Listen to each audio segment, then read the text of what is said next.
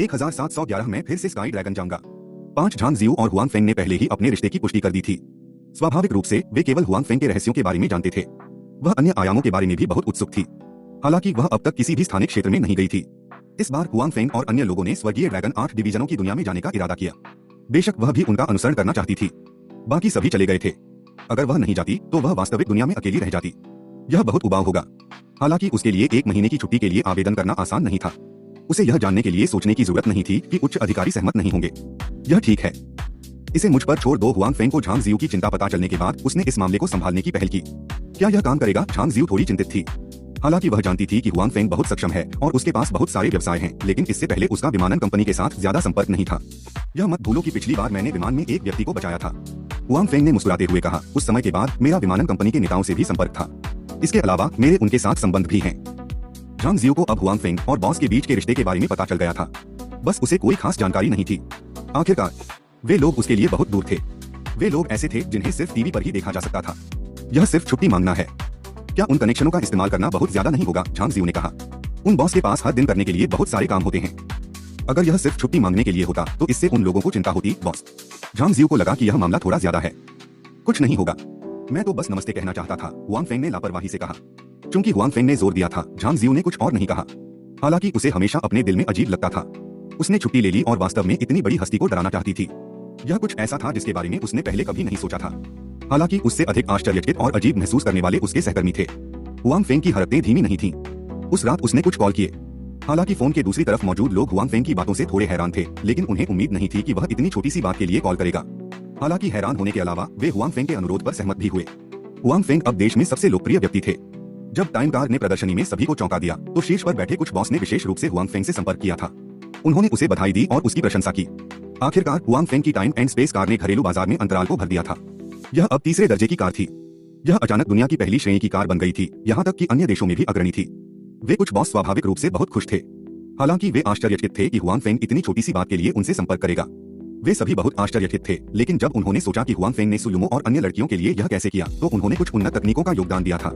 महिलाएं अभी भी उनके लिए बहुत महत्वपूर्ण थीं। अगर उन्होंने इस तरह से सोचा, यह अजीब नहीं था कि हुआंग फेंग उन्हें झांग जियू के मामले के लिए ढूंढ लेगा। हालांकि उन्हें अब भी लगता है कि यह मामला थोड़ा ज्यादा ही उलझ गया है। मुख्य बात यह थी कि हुआंग फेंग ने इस मामले के लिए वास्तव में 1 से अधिक फोन कॉल किए थे। मुख्य बात यह थी कि हुआंग फेंग को यह भी चिंता थी कि उन कुछ बॉस के पास बहुत सारे मामले हैं जिन पर ध्यान देना है। वह इतनी छोटी सी बात भूल जाएगा, इसलिए उसने कुछ और फोन कॉल किए। उसने कुछ और लोगों को ढूंढ निकाला। अंत में झांग जियू के नेता को उच्च अधिकारियों से 1 से अधिक कॉल प्राप्त हुए।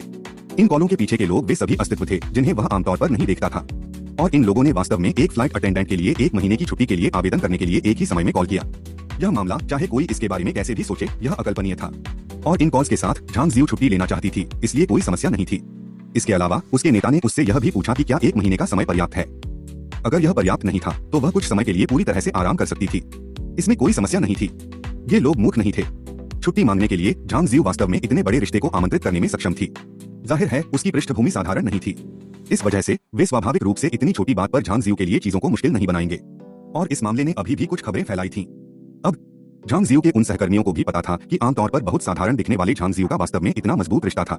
छुट्टी लेने के बाद भी इतना बड़ा हंगामा खड़ा करने में सक्षम होना झांग जियू के साथ अच्छे संबंध रखने वाले व्यक्ति की ही बात थी। उसने चुपके से उससे पूछा भी कि उसकी पृष्ठभूमि कैसी है। झांग जियू को जब इस मामले के बारे में पता चला तो उसे समझ नहीं आया कि उसे हंसना चाहिए या रोना चाहिए। उसे यह भी उम्मीद नहीं थी कि हुआंग फेंग इतनी छोटी सी बात के लिए इस तरह के रिश्ते का इस्तेमाल करेगा। उसने सोचा था कि हुआंग फेंग बस यही कह रहा था। दरअसल वह इस मामले के लिए उनके विमानन नेता की तलाश कर सकती थी। उसने कभी नहीं सोचा था कि हुआंग फेंग वास्तव में इतना बड़ा शॉट लेकर आया। झांग जियू को समझ नहीं आ रहा था कि वह अपने दोस्तों के सवालों का क्या जवाब दे। वह वास्तव में एक साधारण व्यक्ति थी। जो साधारण नहीं था वह हुआंग फेंग था। वह उसका प्रेमी था। हालांकि हुआंग फेंग और ऊपर के कुछ बॉस के बीच का रिश्ता, झांग जियू के पास स्वाभाविक रूप से कहने के लिए बहुत कुछ नहीं था, इसलिए वह केवल अन्य बहाने ही खोज सकती थी। उसके सहकर्मियों ने सोचा कि वह पारिवारिक मामलों के बारे में बहुत अधिक बात नहीं करना चाहती थी। उसने आगे कुछ नहीं पूछा, लेकिन अब सभी को लगा कि झांग जियू के परिवार के बीच बहुत मजबूत संबंध थे। आमतौर पर कोई भी आपको मुंह दिखाने की हिम्मत नहीं करता। या हो सकता है उसने किसी ऐसे व्यक्ति को नाराज कर दिया हो जिसने उसे खुश करने की कोशिश की हो। हालांकि वहाँ बहुत से लोग थे। झांग जियू इस पर केवल कड़वाहट से मुस्कुरा सकती थी। जब वह हुआंग फेंग को इस बारे में बताने के लिए वापस गई तो हुआंग फेंग केवल मुस्कुराया। उसने भी नहीं सोचा था कि यह ऐसा होगा। उस समय यह केवल सुरक्षा के लिए था कि उसने कुछ और कॉल किए। उसे उम्मीद नहीं थी कि यह ऐसा होगा। बहरहाल कोई बात नहीं, झांग जियू ने छुट्टी के लिए आवेदन कर दिया था। बाकी लोगों के लिए कोई समस्या नहीं थी। उस रात हुआंग फेंग ने सभी लड़कियों को एक साथ इकट्ठा किया और टेलीपोर्टेशन की तैयारी शुरू कर दी। चिंता मत करो, कुछ नहीं होगा। हुआंग फेंग ने देखा कि झांग जियू और क्यू निंगशुआन पहली बार टेलीपोर्ट होने पर थोड़े घबराए हुए लग रहे थे, इसलिए उसने उन्हें दिलासा दिया, कुछ नहीं होगा। जब हम पहली बार टेलीपोर्ट हुए थे तो हम भी बहुत घबराए हुए थे, लेकिन हम जल्द ही ठीक हो जाएंगे। सुयुमो ने भी उन्हें दिलासा दिया। झांग जियू और क्यू निंगशुआन शर्मिंदगी में मुस्कुराए। वे दोनों अब थोड़े घबराए हुए थे। वे भी इसका बेसब्री से इंतजार कर रहे थे। आखिरकार यह कुछ ऐसा था जो उन्होंने पहले कभी अनुभव नहीं किया था। ऐसा महसूस होना सामान्य बात थी। टेलीपोर्टेशन बहुत जल्दी शुरू हुआ। यह परिचित भंवर और चूषण बल था। पहले टेलीपोर्टेशन के अलावा दूसरों को अनुभव था। इस बार वे बहुत घबराए नहीं थे। दृश्य बदल गया और वे अब विला में नहीं थे। इस समय हर कोई पहले से ही स्वर्गीय ड्रैगन 8 डिवीजनों की दुनिया में था।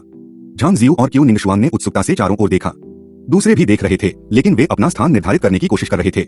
इस समय और स्थान में कोई नेविगेशन या कुछ भी नहीं था, इसलिए अपने स्थान की पुष्टि करने के लिए उन्हें केवल किसी से पूछना था। सौभाग्य से हुआंग फेंग का यह पहला टेलीपोर्ट नहीं था। वह इन सब से अनजान नहीं था। उन्होंने कुछ देर तक खोजबीन की और आखिरकार आधिकारिक सड़क पर चले गए। राहगीरों से पूछने के बाद उन्होंने मोटे तौर पर पता लगाया कि वे कहाँ हैं। वे जिस स्थान पर थे वह पश्चिमी जिया या मिस्टी पीक नहीं था, बल्कि ग्रेट सॉन की सीमाओं के भीतर था। ग्रेट सॉन का एक काउंटी शहर पास में ही था। दिशा पहचानने के बाद वे उस दिशा में चल पड़े। जब वे काउंटी शहर में पहुंचे तो उन्हें काफी ध्यान मिला। आखिरकार एक पुरुष और एक महिला का संयोजन जहां भी जाता है लोगों का ध्यान आकर्षित कर सकता है, खासकर तब जब ये सभी महिलाएं बहुत खूबसूरत थीं। सौभाग्य से इस समय इसे अभी भी काफी खुला माना जाता था, इसलिए ऐसा कोई नियम नहीं था कि महिलाएं अपने घर से बाहर नहीं निकल सकती। हुआंग फेंग और बाकी लोगों को इससे कोई आपत्ति नहीं थी। आखिरकार असली दुनिया में भी अगर सुयुमो और दूसरी लड़कियां एक साथ दिखाई देती तो वे फिर भी ध्यान आकर्षित करती, इसलिए वे पहले से ही इसके आदी थे। वे पहले कपड़े लेने गए, फिर बैठने के लिए एक रेस्तरां ढूंढा। खाना खाते समय उन्होंने मुक्केबाजी की दुनिया की ताजा खबरों के बारे में भी पूछा। रेस्तरां हमेशा से ही ऐसी जगह रहा है जहां खबरें सबसे तेजी से फैलती हैं। बहुत जल्दी ही उन्हें भी कुछ खबर मिली, लेकिन इस खबर ने उनका मूड खराब कर दिया। वास्तव में काउंटी शहर में प्रवेश करने के बाद उन्हें लगा कि माहौल थोड़ा तनावपूर्ण और यहाँ तक कि ठहरा हुआ था, और अब उन्हें अंततः पता चला कि ऐसा क्यों था। युद्ध होने वाला था। यह मामला वाकई सभी की उम्मीदों से परे था। अंत में लियाओ साम्राज्य ने अपनी सेना भेजी और कियाओ फेंग ने उन्हें रोक दिया। लियाओ साम्राज्य के राजा ने मौके पर ही कसम खा ली कि वह अपने जीवन काल में सोंग राजवंश पर हमला नहीं करेगा। शुरू में तो सभी को लगा कि इस वादे से कम कुछ समय के लिए तो दोनों राज्यों के बीच कोई बड़ा युद्ध नहीं होगा। बेशक दोनों राज्यों के बीच बहुत ज्यादा मनमुटाव होगा। हालांकि उन्हें उम्मीद नहीं थी कि आधे साल से भी कम समय में एक और युद्ध होगा। यह थोड़ा ज्यादा तेज था। हुआंग फेंग ने भौहें सिकोड़ी। क्या यही कारण था कि डुआन यू पिछली बार उसे ढूंढने आया था? हालांकि लियाओ राज्य के राजा ने वास्तव में दोनों सेनाओं के सामने शपथ ली थी। उसने फिर से लड़ाई क्यों शुरू की, यह समझ में नहीं आया। लियाओ राज्य के राजा को किसी की परवाह नहीं थी। उसका चरित्र ऐसा होना चाहिए। क्यूईदान के लोग अभी भी शपथ जैसी चीजों को बहुत महत्व देते थे। जब हुआंग फेंग ने उत्सुकता से चारों ओर पूछताछ की तो उसे अंततः पता चला कि क्या हो रहा था। तो यह पता चला कि इससे पहले लियाओ साम्राज्य का राजा जो कियाओ फेंग का भाई था, वह पहले ही मर चुका था। उसकी हत्या उसके अपने अधीनस्थ होने की थी। इससे पहले लियाओ साम्राज्य में विद्रोह हुआ था। हालांकि कियाओ फेंग के हस्तक्षेप के कारण निर्णय रोक दिया गया था। यह उस समय उनके द्वारा किए गए योगदान के कारण भी था कि कियाओ फेंग दक्षिण प्रांगण का राजा बन गया। हालांकि कियाओ फेंग की मृत्यु के बाद दक्षिणी प्रांगण के राजा को स्वाभाविक रूप से बदल दिया गया था। आपको पता होना चाहिए कि दक्षिणी प्रांगण के राजा का लियाओ साम्राज्य में बहुत उच्च स्थान था। यह भी दक्षिणी प्रांगण के नए राजा द्वारा किया गया हमला था। उसने लियाओ साम्राज्य के पिछले राजा को मार डाला था। वह राजा बन गया था। 1712 सड़क का किनारा दयनीय स्थिति में था, और अपनी सत्ता स्थापित करने के लिए देश में लियाओ साम्राज्य के स्वामी द्वारा छोड़े गए प्रभाव को हटाने के लिए देश में स्थिति को स्थिर करने के बाद नए लियाओ साम्राज्य के राजा ने युद्ध शुरू कर दिया। यह घटना 2 महीने से अधिक समय पहले हुई थी। उस समय डुआन यू को कुछ पता लग गया था, इसलिए वह हुआंग फेंग के साथ चर्चा करने आया था। हालांकि उस समय हुआंग फेंग मिस्टी पीक में नहीं था, इसलिए डुआन यू ने इसे जोर से नहीं कहा। दरअसल हुआंग फेंग भी समझ सकता था कि डुआन यू हुआंग फेंग से चर्चा करने क्यों आया था। मुख्य बात यह पूछना था कि क्या करना है। डुआन यू अब महान ली साम्राज्य का सम्राट था। कुछ चीजों का अनुभव करने के बाद वह कुछ समय के लिए सम्राट द्वारा मूर्त बनाया गया था। डुआन यू बहुत परिपक्व हो गया था। स्वाभाविक रूप से उसके पास अधिक व्यापक विचार थे। उसे अपने देश के लोगों के बारे में सोचना था। जब लियाओ साम्राज्य ने सोंग राजवंश पर हमला किया तो डुआन यू ने वांग युयान और ग्रेट ली किंगडम के कुछ विशेषज्ञों को साथ लाया था। वह कियाओ फेंग को बचाने गया था। उस समय उसने ज्यादा सैनिक नहीं भेजे। आखिरकार ग्रेट ली किंगडम सिर्फ एक छोटा सा देश था। वह लियाओ किंगडम को नाराज नहीं कर सकता था। लियाओ किंगडम सोंग राजवंश से भी ज्यादा शक्तिशाली था, और ग्रेट ली किंगडम की ताकत की तुलना सोंग राजवंश से भी नहीं की जा सकती थी। इसकी तुलना लियाओ किंगडम से कैसे की जा सकती है? इसलिए पिछली बार भी डुआन यू ने बहुत ज्यादा सेना नहीं भेजी थी। वह अकेला व्यक्ति था जो कियाओ फेंग को बचाने गया था। इस बार जब लियाओ साम्राज्य ने एक बार फिर सोंग देश पर हमला किया तो डुआन यू और भी ज्यादा हिचकिचाने लगा। इस समय कियाओ फेंग पहले ही मर चुका था। उसके पास अब अपनी सेना भेजने का कोई कारण नहीं था। आखिरकार यह सोंग राजवंश का मामला था, महान ली साम्राज्य का नहीं। वह अपने देश को युद्ध के दलदल में इतनी आसानी से नहीं घसीटना चाहता था, इसलिए वह हुआंग फेंग के साथ चर्चा करना चाहता था। आखिरकार हुआंग फेंग पश्चिमी जिया के दामाद थे, स्पिरिट ईगल पैलेस के मालिक। वह भविष्य में पश्चिमी जिया के सम्राट बनेंगे और उनके पास बहुत शक्ति और प्रभाव होगा। लेकिन उसे हुआंग फेंग नहीं मिला। इतनी बड़ी बात दूसरों तक नहीं पहुंचाई जा सकती थी, इसलिए वह बिना कुछ कहे ही चला गया। हालांकि हुआन फेंग ने डुआन यू को नहीं देखा था, लेकिन उसने जो जानकारी और विश्लेषण प्राप्त किया था उसके माध्यम से वह मोटे तौर पर अनुमान लगा सकता था कि डुआन यू क्या सोच रहा था। यही कारण था कि हुआन फेंग हिचकिचा रहा था। आखिरकार यह एक समानांतर स्थानिक क्षेत्र था और सांग राजवंश उसकी मातृभूमि नहीं थी। उसे इसकी रक्षा करने की कोई आवश्यकता नहीं थी। इसके अलावा हुआन फेंग के पास मौजूद कुछ जानकारी के अनुसार वर्तमान में सांग राजवंश सैकड़ों बुद्धिमान अधिकारियों वाला एक बुद्धिमान राजवंश नहीं था। इसके विपरीत वर्तमान सांग राजवंश के अंतिम चरण में लग रहा था। सम्राट उलझन में था। अधिकारियों के बीच विश्वासघाती अधिकारी हर जगह थे। हुआन फेंग को बस इसकी रक्षा करने का कोई कारण नहीं मिल सका। बेशक अगर कियाओ फेंग अभी भी यहाँ होता तो कियाओ फेंग निश्चित रूप से मदद करता। अगर कियाओ फेंग वहाँ होता तो हुआन फेंग और डुआन यू इसके बारे में ज्यादा नहीं सोचते। वे निश्चित रूप से कियाओ फेंग की मदद करते। दुर्भाग्य से कियाओ फेंग पहले ही मर चुका था। इस वजह से मौजूदा स्थिति बदल गई थी। हुआन फेंग और डुआन यू ने हमला करने का अपना कारण खो दिया था। रेस्तरां में मौजूद लोगों ने जो बताया उसके अनुसार हुआन फेंग और अन्य लोगों को भी इस बारे में पता था। लियाओ साम्राज्य ने पहले ही सोंग राजवंश की सीमा के पास कई काउंटियों पर विजय प्राप्त कर ली थी। हालांकि सोंग राजवंश अभी भी एक उपयुक्त समाधान के साथ नहीं आ सका। वे युद्ध के मैदान में सभी तरह से पराजित हो चुके थे और शाही दरबार ने हमला किया था और एक दूसरे को नष्ट कर दिया। संक्षेप में इस बार सोंग राजवंश मुश्किल में था। तुम क्या करने जा रहे हो? सुमो ने धीमी आवाज में हुआन फेंग से पूछा। मुझे भी यकीन नहीं है, हुआन फेंग ने अपना सिर हिलाया और कहा, अगर भाई कियाओ अभी भी यहाँ होता तो सब ठीक होता। अब मैं किसी भी पक्ष की मदद नहीं करना चाहता, लेकिन अगर लियाओ साम्राज्य ने वास्तव में सोंग राजवंश को हरा दिया तो पश्चिमी जिया और ग्रेट ली खतरे में पड़ जाएंगे। क्यों? निंगशुआंग ने कहा। यही वह बात है जिसकी मुझे चिंता है, हुआन फेंग ने असहाय होकर कहा। उनका मानना था कि डुआन यू भी इस बात को समझता है। महान ली साम्राज्य और भी कमजोर था, इसलिए डुआन यू स्वाभाविक रूप से चिंतित था कि लियाओ साम्राज्य सोंग राजवंश को खत्म कर देगा। यही कारण था कि वह हिचकिचाया। अन्यथा शायद वह इन मामलों के बारे में चिंतित नहीं होता। अगर उसके पास समय होता तो वह एक किताब पढ़ सकता था और लड़कियों को उठा सकता था। हुआन फेंग भी चिंतित था। हालांकि उसे पश्चिमी जिया से ज्यादा लगाव नहीं था। आखिरकार उसका उनसे पहले ज्यादा संपर्क नहीं था, लेकिन वह अभी भी नाम के लिए पश्चिमी जिया का दामाद था। एक बार पश्चिमी जिया के पुराने सम्राट की मृत्यु हो जाने के बाद वह पूरे साम्राज्य को नियंत्रित करने में सक्षम हो जाएगा। हालांकि हुआन फेंग ने पहले ही मिस्टी पीक, 36 गुफाओं और 72 द्वीपों पर नियंत्रण कर लिया था, लेकिन यह केवल जियांगू के लिए एक बाधा थी।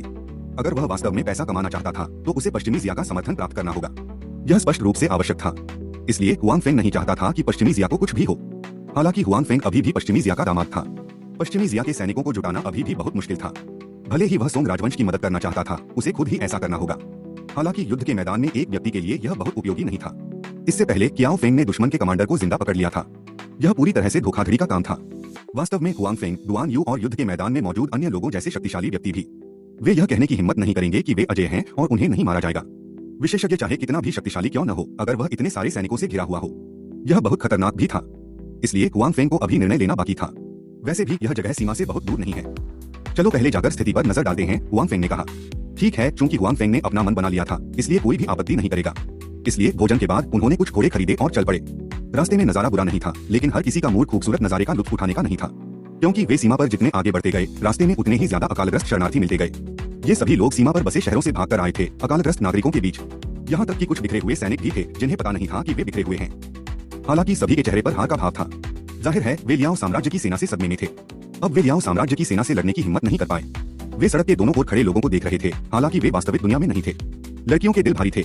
एकमात्र अच्छी बात यह थी, यह निंगशुआंग हो सकता है। आखिरकार उसने युद्ध के मैदान की उथल-पुथल और उन लोगों के खेत का अनुभव किया था, इसलिए इसे स्वीकार करना बेहतर था। जहाँ तक दूसरी लड़कियों की बात है, उन्होंने पहले कभी ऐसा दृश्य नहीं देखा था। हालांकि पिछली बार हुआन फेंग उस स्थानिक क्षेत्र में युद्ध करने गया था। हालांकि लड़कियां उसके बाद सिर्फ शिविर में ही रहीं। वे अग्रिम पंक्ति में नहीं गईं। साथ ही उन्होंने भूखे लोगों के बड़े समूह नहीं देखे। युद्ध के मैदान को क्रूर महसूस करने के अलावा उन्हें और कुछ महसूस नहीं हुआ। इस बार उन्हें बहुत बुरा लगा। आखिर लड़कियां तो सभी दयालु लड़कियां थीं। यह दृश्य देखकर वे असहज महसूस करने से खुद को नहीं रोक पाए। स्वामी और पत्नियों, क्या आप यह अच्छी तरह से कर सकते हैं? मेरी बेटी को खरीदो। मेरी बेटी आज्ञाकारी और समझदार है। वह कुछ भी करना जानती है। उसे केवल 10 ताये चांदी और कुछ भोजन चाहिए। जैसे ही ये लड़कियां सड़क के दोनों ओर इस दयनीय दृश्य को देख रही थीं, एक महिला ने अचानक एक 7-8 साल की लड़की को गले लगा लिया और सबके सामने रुककर प्रणाम करते हुए रोने लगी। हुआन फेंग और लड़कियों ने अपने कपड़े बदलकर इस युग के कपड़े पहन लिए थे। क्योंकि उनके पास पैसे की कमी नहीं थी, इसलिए उनके कपड़े उच्च गुणवत्ता के थे। इसके अलावा वे लंबे घोड़ों पर सवार थे। इसलिए इन लोगों के लिए यह सोचना बहुत आसान था कि वह एक युवा स्वामी और एक अमीर परिवार की युवती है। रास्ते में कई लोग थे जो उन्हें जटिल भावों से देख रहे थे। ईर्ष्या, भीख और यहाँ तक कि लालच भी था। सभी की नजर में हुआन फेंग और अन्य। अगर यह तथ्य न होता कि हुआन फेंग कभी-कभी कुछ शक्तिशाली क्यूई जारी करता, तो वे बिना किसी प्रतिरोध के भेड़ों के झुंड की तरह होते। मुझे डर है कि किसी ने पहले ही चाल चल दी है। आंटी, जल्दी से उठो। सुलुमो घोड़े से उतरी और दूसरे पक्ष को उठने में मदद करना चाहती थी। कुछ लड़कियां भी कुछ दिनों के बाद अपने घोड़ों से उतर गईं। मिस, क्या आप ठीक हैं? मेरी बेटी को खरीद लीजिए। वह महिला अभी भी सुलुमो और दूसरी लड़कियों के सामने झुक रही थी, यहाँ तक कि उसकी गोद में मौजूद छोटी लड़की भी झुक रही थी। सभी ने छोटी लड़की को देखा। उनकी आंखें बड़ी और चमकीली थीं। हालांकि उसका चेहरा बहुत गंदा था और उसका चेहरा थोड़ा पीला था। यह स्पष्ट था कि वह कुपोषित थी। वे उत्तर से भागकर आए थे। उनके पास अब घास या पेड़ की छाल जैसा कोई पैसा नहीं था। क्योंकि वे पहले ही खा चुके थे, इसलिए उनके शरीर का पोषण स्वाभाविक रूप से नहीं चल पा रहा था। तुम लोग एक लड़की खरीद सकते हो, वह बहुत आज्ञाकारी है और बहुत कुछ करेगी। उस छोटी लड़की ने अपनी आंखें झपकाईं और सुजुमो और दूसरी लड़कियों को दयनीय दृष्टि से देखा। लड़कियों में से जो ज्यादा भावुक थीं, उनकी आंखें थोड़ी लाल भी थीं। चाची, हमारे पास अभी भी कुछ खाना बचा है, आप इसे ले सकती हैं, सुजुमो ने अपने हाथ में रखा सूखा खाना महिला को देते हुए कहा। इसके अलावा यहाँ कुछ चांदी भी है, आप लोग इसे भी ले सकते हैं, जी मेंगजियाओ ने भी कहा। धन्यवाद देवियो। धन्यवाद, महिला ने और भी तेजी से प्रणाम किया और फिर अपनी बेटी से कहा, बेटी जल्दी करो और महिलाओं को धन्यवाद दो, भविष्य में तुम्हें उनकी बात ध्यान से सुननी चाहिए। क्या तुम जानती हो? धन्यवाद देवियो, छोटी लड़की ने कहा। नहीं उठो, सुजुमो ने कहा, हम उसे नहीं खरीदेंगे, अपनी बेटी को अपने साथ आने दो। ऐसा कैसे हो सकता है? महिला ने कहा, अगर आप पैसे देंगे तो लड़की आपकी हो जाएगी। अगर भविष्य में आप मेरी बात नहीं मानेंगे तो आप मुझे अपनी मर्जी से पीट सकते हैं और डांट सकते हैं। मैं बस यही उम्मीद करती हूँ कि युवतियां लड़की को भरपेट खाना खिला सकें। सुजुमो और दूसरी महिलाएं फिर भी मना करना चाहती थीं, लेकिन यह बेकार था, चाहे जो भी हो। महिला ने जोर दिया और आखिरकार मान गई। महिला ने फिर से सिर झुकाया। दरअसल यह महिला बेवकूफ नहीं थी, वह देख सकती थी कि सुजुमो और दूसरी लड़कियां बहुत अमीर थीं। इसके अलावा वे दयालु थीं और उनकी बेटी ने उनका अनुसरण किया। जाहिर है यह उसके पीछे चलने से बेहतर था। कम से कम भविष्य में वह बहुत भूखी रहेगी। वे अपने परिवार में अकेली नहीं थीं। सुजुमो और बाकी लोगों ने उन्हें पैसे दिए थे। हालांकि भविष्य में उनके परिवार का जीवन आसान नहीं होगा। उसे नहीं पता था कि कब दुर्घटना हो गई। अगर उसकी बेटी सुजुमो और बाकी लोगों का अनुसरण कर सकती है तो यह माना जा सकता है कि उसके पास एक रास्ता है। 1713 अच्छे इरादे से बुरे काम करना।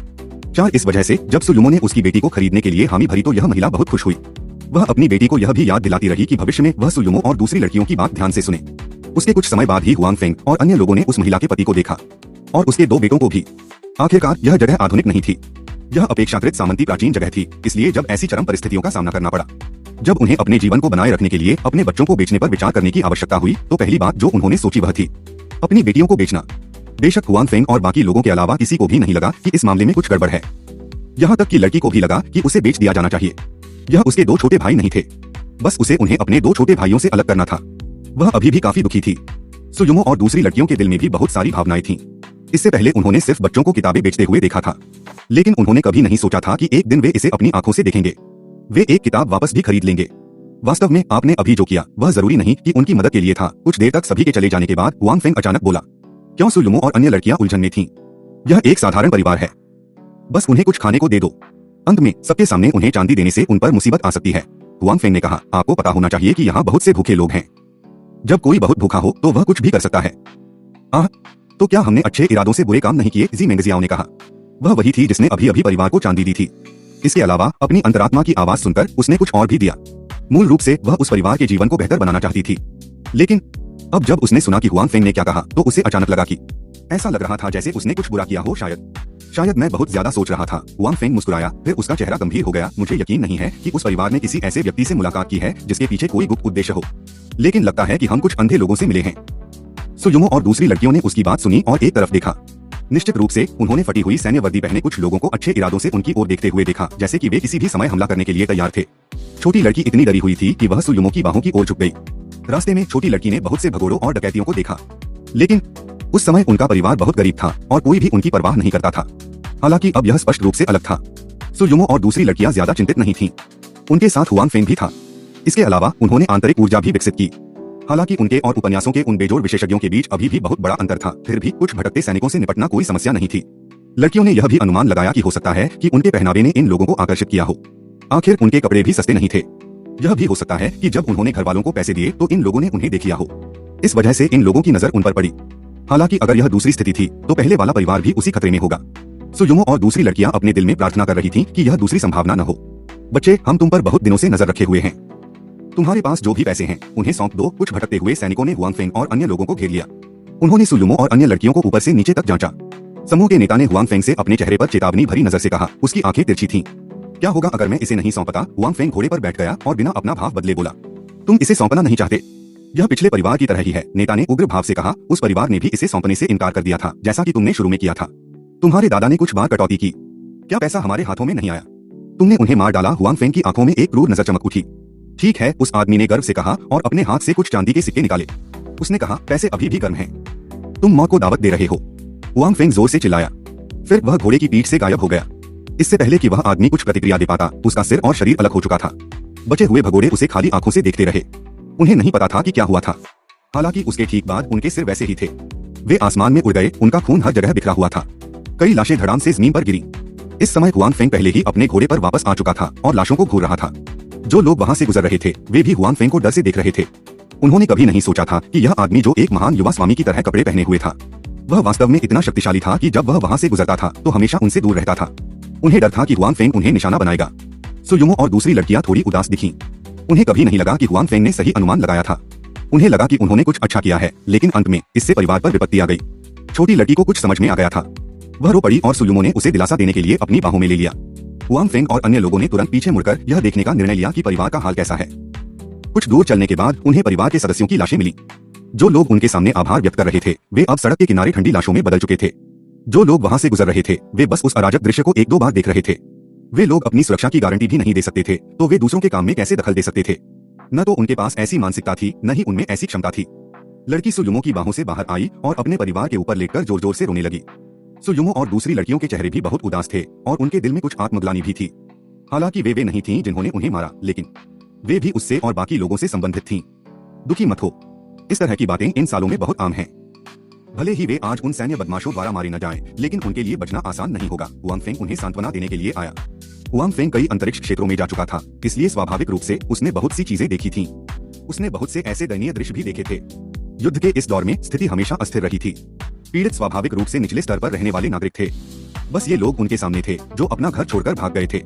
वे जीने का मौका तलाशने के लिए दूसरी जगहों पर चले गए थे। दरअसल आखिर में जो लोग वाकई दूसरी जगहों पर रह सकते थे और बच सकते थे, आखिरकार उनमें से ज्यादातर लोग थे ही नहीं। उनमें से ज्यादातर सड़क पर ही मर गए। उनमें से ज्यादातर भूख से मर गए। इसलिए भले ही आज उन बदमाशों ने परिवार को न मारा हो, लेकिन यह कहना मुश्किल है कि वे उसके बाद बच पाएंगे या नहीं। भले ही उन्होंने पहले ही परिवार को पैसे दे दिए हों, लेकिन यह तब भी वही था जब तक कि वे उन्हें उस समय अपने घर में न ले गए हों। हालांकि यह स्पष्ट रूप से असंभव था। आसपास बहुत से आपदा पीड़ित थे। भले ही वे उन्हें अपने साथ रखना चाहते, लेकिन वे इतने सारे लोगों को अपने साथ नहीं रख सकते थे।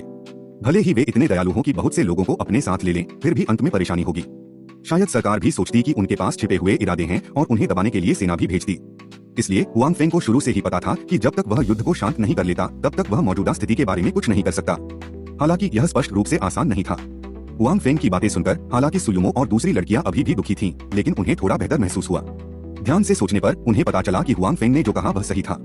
उसके बाद उन्होंने मिलकर काम किया और परिवार को सड़क के किनारे दफना दिया। हालांकि वे उन्हें अपने गृहनगर में नहीं दफना सकते थे, फिर भी उन्हें दफनाना बेहतर था। यह उन्हें सड़क के किनारे उजागर करने से बेहतर था। लड़की कुछ देर तक रोती रही। सुयुमो और दूसरी लड़कियों ने बड़ी मुश्किल से उसे शांत किया। उसके बाद वे उसे लेकर चली गईं। लड़की बहुत समझदार थी, हालांकि वह अभी भी अपने दिल में बहुत दुखी थी, लेकिन वह अब और नहीं रोई। वह ऐसा नहीं करना चाहती थी कि वह सुयुमो और दूसरी लड़कियों के सामने रो रही हो। अगर ऐसा होता तो उसे लगता कि सुयुमो और दूसरी लड़कियां नाराज हो जाती। उसकी माँ ने उसे महिलाओं को कोई परेशानी न देने के लिए कहा था। उसे आज्ञाकारी होना था।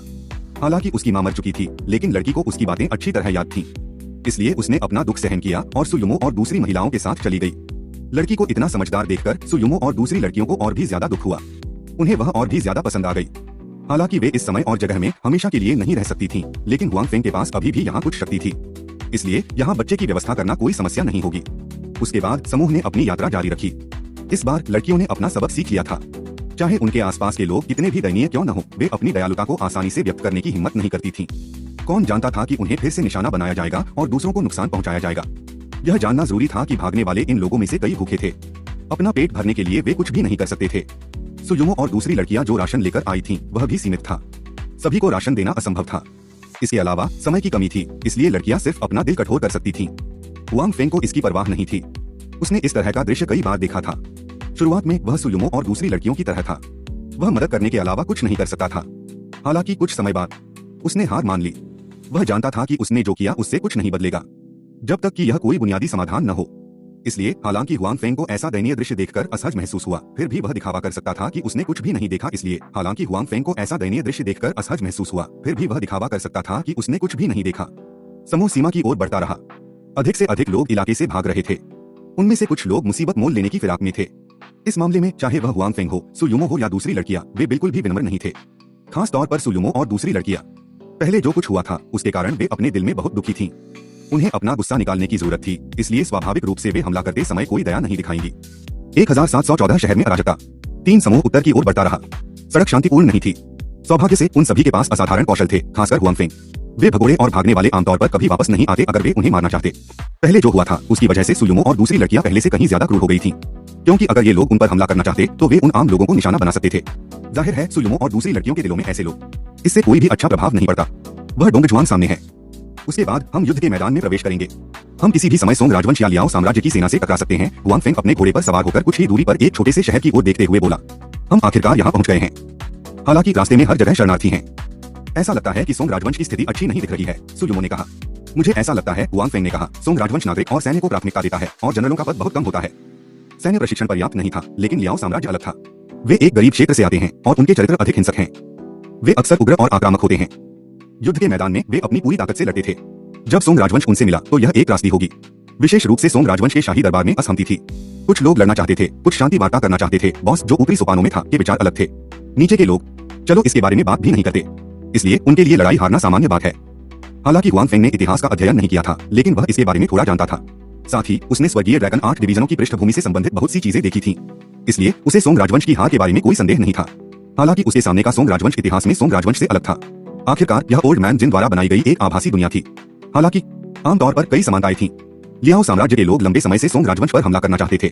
पिछले कुछ सालों में उन्होंने कई बार युद्ध भी किया था। हालांकि इसका पैमाना बहुत बड़ा नहीं था। जब कियाओ फेंग अभी भी मौजूद था तो लियाओ साम्राज्य का राजा और भी बड़ा युद्ध शुरू करने की सोच रहा था।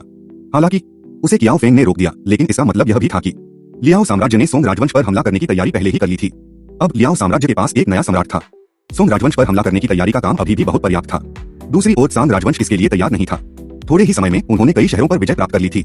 लियाओ साम्राज्य का रास्ता मक्खन को काटने वाले गर्म चाकू की तरह था। अब तक उन्हें किसी भी सभ्य प्रतिरोध का सामना नहीं करना पड़ा था। हुआंग फेंग भी अवाक रह गया। हालांकि यह इतिहास की दुनिया नहीं थी, लेकिन सोंग राजवंश के पास अभी भी बहुत अधिक युद्ध शक्ति नहीं थी। अल चाहे वह कहीं भी हो, जब तक युद्ध है सबसे दुखी लोग हमेशा आम लोग ही रहेंगे। निंग वुशुआंग ने भावुक होकर आह भरी। निंग वुशुआंग ने भी युद्ध का अनुभव किया था, इसलिए वह स्वाभाविक रूप से इस बात को समझती थी। उसके समय और स्थान में युद्ध के कारण कई नागरिकों ने भी अपने घर खो दिए थे। बेघर लोगों का भूख से मरना आम बात थी। स्वर्गीय ड्रैगन 8 डिवीजनों की इस दुनिया में भी यही हुआ। रास्ते में भागती भीड़ के बीच समय समय पर वे किसी को गिरते हुए देखते थे। उसके बाद वह फिर कभी उठ नहीं पाता। उन्होंने इस तरह की बहुत सी भयानक चीजें देखी थीं। पहले तो उन्हें बहुत असहज महसूस हुआ, लेकिन बाद में उन्हें सुन्नपन भी महसूस हुआ। निंग वुशुआंग की बातें सुनने के बाद बाकी लोगों ने भी गहरी भावनाओं के साथ अपना सिर हिलाया। चलो हम सामने वाले शहर में चलें और देखें, हुआंग फेंग ने कहा। ठीक है। वे अपने घोड़ों पर सवार होकर तेजी से शहर की ओर बढ़े। लेकिन जब वे शहर के करीब पहुंचे तो उन्होंने कुछ असामान्य देखा, क्योंकि उन्हें शहर में लड़ाई की आवाजें सुनाई दे रही थीं। यहाँ तक कि बड़ी मात्रा में पटाखे भी फूट रहे थे। चलो चलें, हुआंग फेंग ने कहा, फिर अपनी गति बढ़ा दी और शहर की ओर भाग गया। लड़कियां मध्यम गति से उसके पीछे चल रही थीं। साथ ही वे अप्रत्याशित परिस्थितियों से निपटने के लिए भी तैयार थीं। जब वे शहर के करीब पहुंचे तो हर कोई शहर में लड़ाई की आवाजें साफ साफ सुन सकता था। हुआंग फेंग का चेहरा काला पड़ गया। वह पहले से ही अनुमान लगा सकता था कि अंदर क्या चल रहा था। निश्चित रूप से जब वे शहर में दाखिल हुए तो उन्होंने इसे देखा। सैनिकों के समूह हर जगह उन लोगों की तलाश कर रहे थे जो शहर का शिकार कर रहे थे। आम लोग। इन सशस्त्र सैनिकों के खिलाफ कोई प्रतिरोध नहीं था। दयनीय चीखें सुनाई देती रहीं और सभी घर जलकर खाक हो गए। पूरा शहर नरक जैसा लग रहा था। हालांकि जिस बात ने सभी को और भी ज्यादा क्रोधित कर दिया वह यह था कि ये हथियारबंद लोग, जो लोग शहर में आम लोगों को मारते रहे, वे दरअसल सोंग राजवंश की सैन्य वर्दी पहने हुए थे। दूसरे शब्दों में उनके सामने ये सैनिक लियाओ साम्राज्य के सैनिक नहीं थे, वे सोंग राजवंश के सैनिक थे। इस स्थिति ने सभी को चौंका दिया और इससे वे और भी अधिक क्रोधित हो गए। बेशक कुछ ऐसे भी थे जो समझ नहीं पाए अगर लियाओ साम्राज्य के लोग हमला करते। हालांकि सभी गुस्से में थे, लेकिन उनके पास बहुत जटिल विचार नहीं थे। हालांकि जिसने हमला किया वह वास्तव में सोंग राजवंश का व्यक्ति था। उनके हमले का लक्ष्य भी सोंग राजवंश के आम लोग थे। इस दृश्य ने लोगों को क्रोधित कर दिया। जियान लिंगफेंग के पैर घोड़े के पेट से टकराए और वह उन लोगों की ओर दौड़ा। फिर अपने पैरों की चमक के साथ वह अपने घोड़े से उड़ गया। भाइयों, कोई और आ रहा है, उन्हें मार डालो। जब उन सैनिकों ने हुआंग फेंग और अन्य लोगों को देखा तो उन्हें डर नहीं लगा। इसके बजाय वे हुआंग फेंग और अन्य लोगों को मारना चाहते थे। हालांकि इससे पहले कि वे कुछ कर पाते, हुआंग फेंग पहले ही उनकी ओर उड़ चुका था। एक हथेली का प्रहार, उसने एक सैनिक को भगा दिया जो अभी भी घर जला रहा था। सैनिक की छाती में दरार की आवाज आई और फिर उसका शरीर उड़ गया। कुछ दूर गिराने के बाद वह जमीन पर गिर गया। कुछ बार खांसने के बाद उसने अपनी अंतिम सांस ली। मार डालो उसे। उनके सामने का दृश्य शेष सैनिकों के दिलों में क्रूरता जगा रहा था। उन्होंने अपने हथियार लहराए और चिल्लाते हुए हुआंग फेंग की ओर बढ़े। हुआंग फेंग पीछे नहीं हटा। इसके बजाय वह भीड़ में घुस गया और अपनी हथेली से वार किया। वह चौंकाने वाली शक्ति इतनी शक्तिशाली थी कि वह किसी को भी मार सकती थी जो उसके संपर्क में आता। यह किसी को भी चोट पहुंचा सकती थी जो उसके संपर्क में आता। वे सैनिक अराजकता में फेंक दिए गए और वे दर्द में चिल्लाते रहे। बेशक इससे भी बदतर यह था कि कुछ लोग चिल्लाए भी नहीं, वे पहले ही मर चुके थे। हुआंग फेंग के क्रूर तरीकों ने आखिरकार इन गर्म दिमाग वाले लोगों को पागल बना दिया था। धीरे धीरे शांत होते हुए उसके दिल में केवल डर था। उनके दिलों में हुआंग फेंग पहले से ही एक शैतान राजा बन चुका था। वह बिल्कुल भी इंसान नहीं था। उनमें से कोई भी उसका मुकाबला नहीं कर सकता था। पीछे हटो। अंततः एक छोटे नेता ने पीछे हटने का आदेश देना शुरू किया। हालांकि हुआंग फेंग का स्पष्ट रूप से उन्हें जाने देने का कोई इरादा नहीं था। वे पीछा करते रहे और मारते रहे और सुयुमो और दूसरी लड़कियां भी आ गई थीं। अंदर की स्थिति को देखने के बाद वे एक पंक्ति में खड़े हो गए और शहर के बाहर निकलने के रास्ते को अवरुद्ध कर दिया। वे नहीं चाहते थे कि ये लोग चले जाएं। अगर कोई उन पर हमला करने आया तो उन्होंने भी कोई दया नहीं दिखाई। यहाँ आने के रास्ते में उन्होंने जो कुछ देखा उसने उन्हें पहले ही थोड़ा उदास महसूस कराया था, लेकिन अब जब उन्होंने यह दृश्य देखा तो उनका गुस्सा और भी अक्षम्य था। उनके सामने मजबूत दुश्मन थे और उनके पीछे पीछा करने वाले थे। सोंग राजवंश के ये सैनिक वे एक हताश स्थिति में गिर गए थे और अपना अंतिम प्रतिरोध कर रहे थे।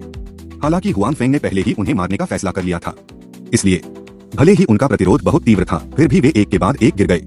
उनके दृष्टि क्षेत्र में जब अंतिम दुश्मन गिर गया, हुआन फेंग रुक गया और फिर स्थिति को देखने के लिए सुयुमो की तरफ चला गया। वह अभी भी लड़ रहा था, भले ही वह लगातार दुश्मनों को मार रहा था। अपने दुश्मनों को मारने की गति धीमी नहीं थी, लेकिन इसके लिए अभी भी समय की आवश्यकता थी। सोंग राजवंश के उन सैनिकों के लिए वे सुयुमो और अन्य लड़कियों पर हमला करते रहे। जाहिर है सुयुमो और अन्य लड़कियां महिलाओं के रूप में कमजोर थीं।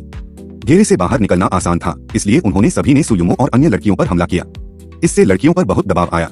हालांकि रास्ते में जो कुछ भी उन्होंने देखा था, साथ ही इस शहर में जो त्रासदी हुई थी, उसके कारण सुयुमो और लड़कियां अपने दिलों में बहुत गुस्से में थीं और उन्होंने अपनी पूरी ताकत से विरोध किया। उन्होंने उन लोगों को घेरे से बाहर निकलने का रास्ता नहीं दिया। अगर ऐसा था तो सुयुमो और दूसरी लड़कियां बहुत दबाव में थीं और उनके युद्ध के अनुभव की तुलना हुआन फेंग से नहीं की जा सकती थी, इसलिए वे कमोबेश घायल हो गईं। सौभाग्य से उन्होंने एक दूसरे का साथ दिया और कोई भी नहीं मरा। क्या आप ठीक हैं? हुआन फेंग ने एक एक करके उनकी जांच की। मैं ठीक हूँ, बस कुछ सतही घाव हैं, सुयुमो ने कहा। उसका हाथ अभी अभी चाकू से काटा गया था। एक शांतिपूर्ण युग में रहने वाली लड़की के रूप में यह स्पष्ट रूप से पहली बार था जब उसने ऐसी स्थिति का सामना किया था। उस समय यह इतना दर्दनाक था कि वह लगभग बेहोश हो गई थी। हालांकि वह फिर भी दृढ़ता से डटी रही। वास्तविकता में वापस आने के बाद क्या निशान रह जाएंगे? जी मेंगजियाओ ने चिंतित होकर कहा। उसे अभी अभी तलवार से वार किया गया था। अब उसे चिंता थी कि घाव ठीक होने के बाद निशान रह जाएगा या नहीं। अगर ऐसा हुआ तो वह निश्चित रूप से बहुत दुखी होगी। चिंता मत करो, ऐसा नहीं होगा। इस स्थान और समय में चाहे आप कितनी भी चोटें क्यों न खाएं, चाहे आप कितने भी निशान पीछे छोड़ जाएं, जब आप वास्तविकता में लौटेंगे तो वे सभी गायब हो जाएंगे, हुआन फेंग ने कहा। तभी लड़कियों ने राहत की सांस ली। उनमें से झांगजियू, लू जुआन और अन्य लड़कियां जो देर से खेती करती थीं, उन्हें सुयुमो और अन्य लड़कियों ने बचा लिया क्योंकि वे कमजोर थीं। वे सबसे कम घायल थीं और मूल रूप से ठीक थीं। हुआन फेंग ने कुछ लड़कियों के घावों का इलाज करने के बाद लड़कियों के साथ आगे बढ़ना जारी रखा। इस समय पूरा शहर जल रहा था। सड़कों और गलियों में हर जगह लाशें थीं। जाहिर है वे थोड़ी देर से आए थे, लेकिन हुआन फेंग और अन्य लोगों की उपस्थिति के कारण शहर में अभी भी कुछ लोग बचे हुए थे। ये लोग बस छिप गए थे और बाहर लड़ाई देख रहे थे। हालांकि लड़ाई खत्म हो गई थी, लेकिन एक पल के लिए किसी ने बाहर आने की हिम्मत नहीं की। हुआन फेंग ने दुकान में एक व्यक्ति को छिपा हुआ देखा। वह ऊपर गया और उसे बाहर खींचकर कहा, बाहर आओ, मुझे तुमसे कुछ पूछना है। सर, मुझे कुछ नहीं पता, मैंने कुछ नहीं देखा। उस व्यक्ति ने अभी अभी हुआन फेंग को उन सैनिकों को मारते हुए अपनी आंखों से देखा था, इसलिए उसने विरोध करने की हिम्मत नहीं की। हालांकि वह दया की भीख मांगता। 1715 लियाओगो से भी लोग आए। 5 चुप रहो, मैं तुमसे जो भी पूछूं बस कह दो, बकवास मत करो, हुआन फेंग चिल्लाया। मैं जानता हूँ, मैं जानता हूँ। वह आदमी चावल पर चोंच मारती हुई लड़की की तरह अपना सिर हिलाता रहा। अभी जो लोग दिख रहे हैं, क्या वे शाही दरबार की सेना के लोग हैं? हुआन फेंग ने पूछा। हालांकि वे लोग वास्तव में सोंग राजवंश की सैन्य वर्दी पहने हुए थे। हालांकि हुआन फेंग इस बात की गारंटी नहीं दे सकता था कि वे लोग लियाओ साम्राज्य के लोगों द्वारा भेष बदले हुए नहीं थे, इसलिए वह इसकी पुष्टि करना चाहता था। हाँ, वे शाही दरबार से हैं, आदमी ने कहा। इस बिंदु पर हुआन फेंग उसके चेहरे पर स्पष्ट रूप से गुस्सा महसूस कर सकता था। स्पष्ट रूप से वे बहुत गुस्से में थे कि शाही दरबार के लोगों ने उन पर हमला किया था। हालांकि गुस्सा होना बेकार था। अगर हुआन फेंग और दूसरे लोग न होते तो हांग लुंग। इसलिए यह आदमी हुआन फेंग और दूसरे लोगों का बहुत आभारी था। हुआन फेंग के सवाल के बारे में भले ही हुआन फेंग ने उससे पूछताछ न की हो, वह उन्हें सच बता देगा। इंपीरियल कोर्ट के लोगों ने आप पर हमला क्यों किया? हुआन फेंग ने भौहें सिकोड़ते हुए पूछा। क्या इंपीरियल कोर्ट की सेना को अभी लियाओ किंगडम की सेना से नहीं लड़ना चाहिए? क्या उन्हें इन नागरिकों की रक्षा नहीं करनी चाहिए? वे इन नागरिकों पर हमला क्यों करेंगे? अगर हुआन फेंग ने इसे अपनी आंखों से नहीं देखा होता तो वह इस पर यकीन नहीं करता। हालांकि उसने अभी जो देखा और इस आदमी ने जो कहा, इससे हुआन फेंग को यकीन हो गया कि वे लोग वाकई शाही दरबार से थे। हालांकि इससे हुआन फेंग और भी हैरान हो गया। वे लियांग को मारना चाहते हैं और इसका श्रेय लेना चाहते हैं, उस व्यक्ति ने दांत पीसते हुए कहा। स्पष्ट रूप से वह शाही दरबार की सेना से नफरत करता था। लियांग की हत्या का श्रेय ले रहे हो? हाँ, इस तरह की बातें अक्सर सीमावर्ती काउंटियों में होती रहती हैं। लियाओ साम्राज्य के लोग अक्सर घास की घाटियों में लड़ने के लिए सीमा पर वापस आते हैं, अनाज और आबादी को लूटते हैं। शाही दरबार की सेना उन्हें हराने में असमर्थ है। वे लड़ने की हिम्मत नहीं करते, लेकिन उन्हें डर था कि शाही दरबार उन्हें दोषी ठहराएगा, इसलिए वह अक्सर हम आम लोगों में से कुछ को मार देता था और फिर हमारे सिर सौंप देता था। सैन्य योग्यता प्राप्त करें, आदमी ने कहा। जाहिर है यह पहली बार नहीं था जब ऐसा कुछ हुआ था। क्या ऐसी कोई बात है? जब लड़कियों ने इस व्यक्ति की बातें सुनी तो वे सभी चौंक गईं। जाहिर है उन्होंने कभी नहीं सोचा था कि ऐसी कोई बात होगी। ऐसा इसलिए भी था क्योंकि वे आमतौर पर इतिहास के बारे में ज्यादा परवाह नहीं करते थे। दूसरी ओर हुआन फेंग को इस मारी के शब्दों में बहुत दिलचस्पी थी, क्योंकि धरती पर चीन के सच्चे इतिहास में ऐसी भावनाएं अक्सर सीमावर्ती क्षेत्रों में होती थीं, खासकर प्रत्येक राजवंश के अंत में ऐसी घटनाएं और भी आम थीं। हालांकि हुआन फेंग ने कभी नहीं सोचा था कि यहाँ ऐसा कुछ होगा। हालांकि एक पल के लिए इसके बारे में सोचने के बाद उसने इसे स्वीकार कर लिया। हाँ, आदमी ने कहा, इस बार लियाओ राज्य की सेना यहाँ है। शाही दरबार की सेना सीमा पर उनसे बचाव नहीं कर पाएगी। हम रास्ते में हार गए थे, जिसके कारण हम, जो मूल रूप से सीमावर्ती शहरों का हिस्सा नहीं थे, हार गए। यह एक सीमावर्ती शहर भी बन गया है और उन जनरलों को डर है कि उच्च अधिकारी उन्हें दंडित करेंगे, इसलिए उन्होंने फिर से हमला किया। लेकिन इस बार यह हमारे खिलाफ है, क्योंकि हम पहले सीमा पर नहीं थे, इसलिए कई लोगों के पास भागने का समय नहीं था, इसलिए उन्हें निशाना बनाया गया। वे यहाँ सभी को मारने वाले थे। सिर उठाओ और श्रेय लो, और फिर यहाँ जो हुआ उसके बारे में दोष लियाओ राज्य के लोगों पर डालो। इस तरह वे ठीक हो जाएंगे। यह बहुत ही घृणित है, लड़कियों ने दुर्भावना से कहा, खासकर जब उन्होंने जमीन पर ढेर सारी लाशें देखी। उनके चेहरों पर गुस्सा और भी स्पष्ट हो गया। हुआंग फेंग का चेहरा थोड़ा शांत हो गया था, लेकिन वह सॉन्ग बिंग के व्यवहार से घृणा भी कर रहा था। लियाओ साम्राज्य की सेना अब कहाँ है? हुआंग फेंग ने पूछना और जवाब देना जारी रखा। वे केवल इतना जानते थे कि लियाओ साम्राज्य की सेना को इस क्षेत्र में होना चाहिए, लेकिन वे अभी भी सेना की सही दिशा नहीं जानते थे। मुझे नहीं पता, उस आदमी ने कहा, लेकिन ऐसा लगता है कि मैं यह कहकर उन लोगों का समर्थन कर रहा हूँ कि लियाओ साम्राज्य की सेना आ रही है। हमें जल्दी करना होगा। हुआंग फेंग ने सिर हिलाया। इस समय हुआंग फेंग के कान फड़कने लगे। फिर उसका चेहरा गंभीर हो गया। उसने उस आदमी से कहा, शहर में बचे हुए लोगों को जल्द से जल्द दूसरी तरफ से चले जाने की सूचना दो। लियाओ साम्राज्य की सेना आने वाली थी। ठीक है, ठीक है। जब उस आदमी ने हुआंग फेंग की बातें सुनी तो उसके चेहरे के भाव एकदम बदल गए। उसे किसी बात पर संदेह नहीं हुआ। इसके बजाय वह पलटा और लड़खड़ाता हुआ चला गया। भागते हुए उसने हुआंग फेंग से बात की। खबर फैली कि लियाओ साम्राज्य के लोग आ रहे हैं। उसने यहाँ के लोगों से कहा कि वे जल्द से जल्द चले जाएं। क्या हुआ? सुलुमो को पता था कि कुछ हुआ होगा जब उसने हुआंग फेंग का गंभीर चेहरा देखा। लियाओ साम्राज्य के लोग यहाँ हैं, हुआंग फेंग ने गहरी आवाज में कहा, वे लगभग यहाँ हैं। हुआंग फेंग ने अभी अभी हजारों लोहे के खुरों की आवाज सुनी थी। जाहिर है यह सोंग राजवंश की सेना नहीं थी। अगर सोंग राजवंश की सेना में इस तरह की गति होती तो उसे डर था कि वे लियाओ साम्राज्य की सेना के सामने खुद का बचाव नहीं कर पाएंगे। इसीलिए हुआंग फेंग ने उस आदमी से कहा था कि वह दूसरों को सूचित करे और जितनी जल्दी हो सके यहाँ से निकल जाए। हम लगभग वहाँ पहुँच ही गए हैं। अन्य लड़कियां थोड़ी स्तब्ध थीं। उन्हें इसकी उम्मीद नहीं थी। वे वास्तव में एक नजर डालने के लिए अग्रिम पंक्ति में आई थीं। हालांकि उनका सामना सबसे पहले सोंग राजवंश के सैनिकों से हुआ जो लियांग को मार रहे थे और अपनी जान जोखिम में डाल रहे थे। उसके बाद, इससे पहले कि वे अपने सदमे से उबर पाती, लियाओ साम्राज्य के सैनिक पहले ही आ चुके थे। हाँ, जल्दी ही। चलो सामने चलते हैं और देखते हैं, हुआंग फेंग ने लड़कियों से कहा। ठीक है। वे शहर के प्रवेश द्वार पर पहुंचे और एक अपेक्षाकृत सुरक्षित घर पाया। वे उस पर कूद पड़े और दूर तक देखने लगे। हुआंग फेंग को लियो साम्राज्य की सेना की परछाई धुंधली सी दिख रही थी। सुयुमो और दूसरी लड़कियों में यह क्षमता नहीं थी। हालांकि वह दूरी में धूल और गंदगी भी देख सकता था। यह बड़ी संख्या में घोड़ों के दौड़ने के कारण होना चाहिए। यही वह दिशा होनी चाहिए जहां से लियो साम्राज्य की सेना आई थी। हमें क्या करना चाहिए? तांग मुक्सू ने पूछा। दूसरी लड़कियां भी हुआंग फेंग की तरफ देखने लगीं। जाहिर है वे उसके फैसले का इंतजार कर रही थीं। चलो पहले छिपने की जगह ढूंढते हैं। हुआंग फेंग ने कुछ देर सोचा और कहा, यह लियाओ साम्राज्य की बहुत बड़ी सेना थी। चाहे वह कितना भी शक्तिशाली क्यों न हो, उसे एक ही समय में इतने सारे लोगों का सामना करना पड़ता था। यह बहुत खतरनाक भी था। उपन्यासों में वे मार्शल आर्ट मास्टर्स, वे केवल 100 दुश्मन थे। अगर वे सेना से घिरे होते तो वे भी खतरे में पड़ जाते। इसके अलावा सुयुमो और अन्य लड़कियां हुआंग फेंग के साथ थीं। उनकी मार्शल आर्ट कौशल और भी कमजोर थी। निर्णय लेने के बाद वे तुरंत चले गए और शहर के पीछे की ओर चले गए। शहर के पीछे एक पहाड़ था। शहर के लोग अभी अभी आए थे। वे पहले ही पहाड़ पर चढ़ चुके थे और उस पर चढ़ने के लिए तैयार थे। पहाड़ के दूसरी ओर वे यहाँ के निवासी थे। स्वाभाविक रूप से वे यहाँ के वातावरण को समझते थे, इसलिए इस पहाड़ पर चढ़ना बहुत मुश्किल नहीं होगा। हालांकि हुआंग फेंग और अन्य लोगों का ऐसा करने का इरादा नहीं था। वे बस पहाड़ पर छिपे हुए थे। पहाड़ पर चढ़ने के बाद हुआंग फेंग और अन्य लोगों ने एक अच्छी जगह ढूंढी और नीचे देखा। दूर दूर तक धूल और करीब आती जा रही थी और घोड़ों की टापों की आवाज और करीब आती जा रही थी। जल्द ही सुयुमो और दूसरी लड़कियों ने भी इसे सुना और उन्होंने जो देखा वह था, वहाँ अनगिनत घुड़सवार भी थे। हुआंग फेंग ने अनुमान लगाया कि ये लोग लियाओ साम्राज्य के सरदार होने चाहिए। आखिरकार घुड़सवार सेना ज्यादा कुशल थी और उन्हें और भी ज्यादा कुशल बनाया जा सकता था। रास्ता साफ करने का जिम्मा और जांच के भी। हालांकि युद्ध की शुरुआत से ही सोंग राजवंश की सेना का प्रतिरोध बहुत कमजोर था। वे लियो साम्राज्य की सेना के सामने बिल्कुल भी टिक नहीं पाए। इसलिए अग्रिम मोर्चे की घुड़सवार सेना की कोई प्रकृति बहुत कम हो गई थी। उनकी राय में जांच करने की कोई जरूरत नहीं थी। सोंग राजवंश के सैनिक, वे उनसे सीधे भिड़ने की हिम्मत नहीं कर पाए। वे अब सोंग राजवंश के सैनिकों का पीछा कर रहे थे। वे उनमें से हर एक को मार डालेंगे। पहाड़ की तलहटी में बसा शहर बहुत बड़ा नहीं था, इसलिए सभी घुड़सवार शहर में प्रवेश नहीं कर पाए। लेकिन हुआंग फेंग और अन्य लोगों को पता चल गया। घुड़सवार सेना दो भागों में विभाजित हो गई और एक बड़ा हिस्सा आगे बढ़ना जारी रखा। दूसरा हिस्सा शहर में प्रवेश कर चुका था। हालांकि यह केवल एक छोटा हिस्सा था, फिर भी वहाँ 100 से ज्यादा लोग थे।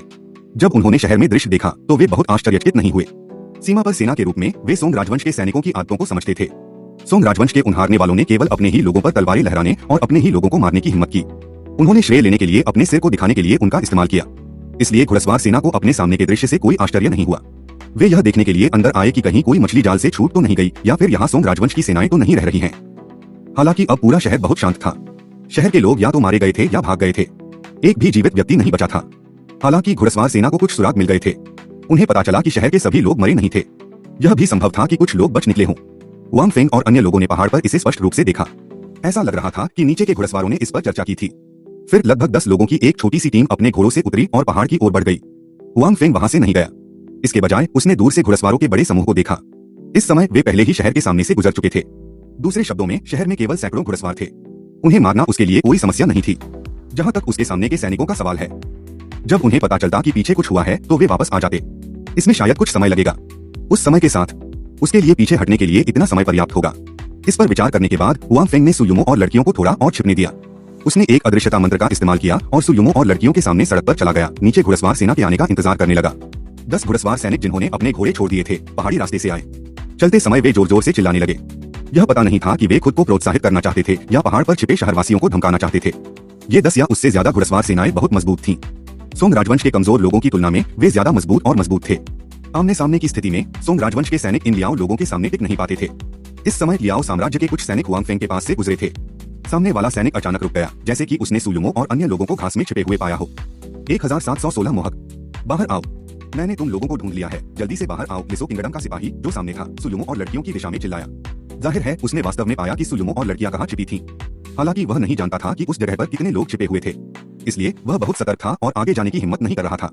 सुयुमो और दूसरी लड़कियां धीरे धीरे खड़ी हुईं और फिर लियाओ साम्राज्य के सैनिकों की आंखें चमक उठीं। वे यहाँ तक लड़ते हुए आए थे, हर शहर और कस्बे पर कब्जा कर रहे थे। शीर्ष पर बैठे जनरल निश्चित रूप से कुछ दिनों के लिए अपने हथियार बंद नहीं करेंगे और वे शहर में जो चाहे कर सकते हैं। इसलिए रास्ते में लोगों को मारने और उनसे पैसे लूटने के अलावा उसने सोंग राजवंश की कई महिलाओं के साथ सेक्स भी किया। यह कहना जरूरी था कि अपने देश की महिलाओं की तुलना में सोंग राजवंश की महिलाएं पानी की तरह कोमल थीं। इस वजह से लियाओ राजवंश के ये सैनिक जिन्होंने कभी दुनिया नहीं देखी थी उनके जैसे हो गए। हालांकि उन्होंने रास्ते में काफी वोरेन के साथ सोया था। वे देश की महिलाओं से बेहतर थे, लेकिन जब उनके सामने इन महिलाओं की तुलना की गई तो लियाओ साम्राज्य के ये कुछ सैनिक सुयुमो और अन्य महिलाओं की सुंदरता से मंत्रमुग्ध थे। यहाँ आओ, मुझे अच्छी तरह से जांच करने दो। लियाओ राज्य का सैनिक हंसा।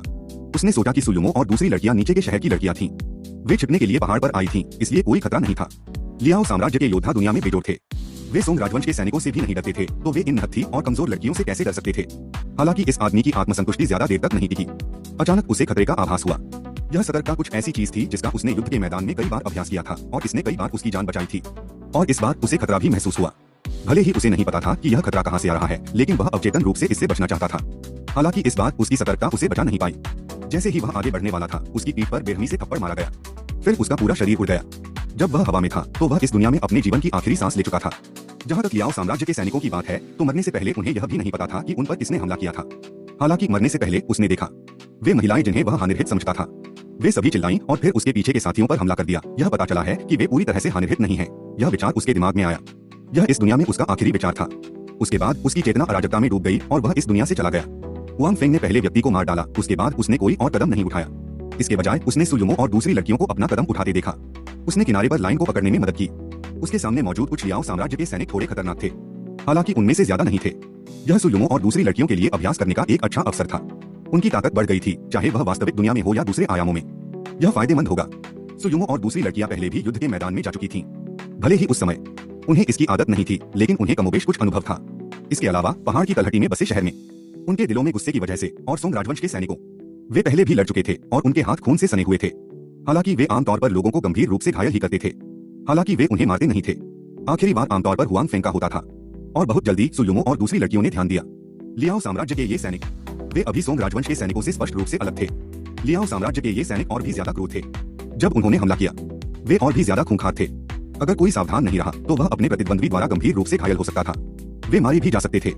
सौभाग्य से हुआंग फेंग लाइन पर था। कोई खतरा नहीं था। वह जहां भी जाता वहां दिखाई देता।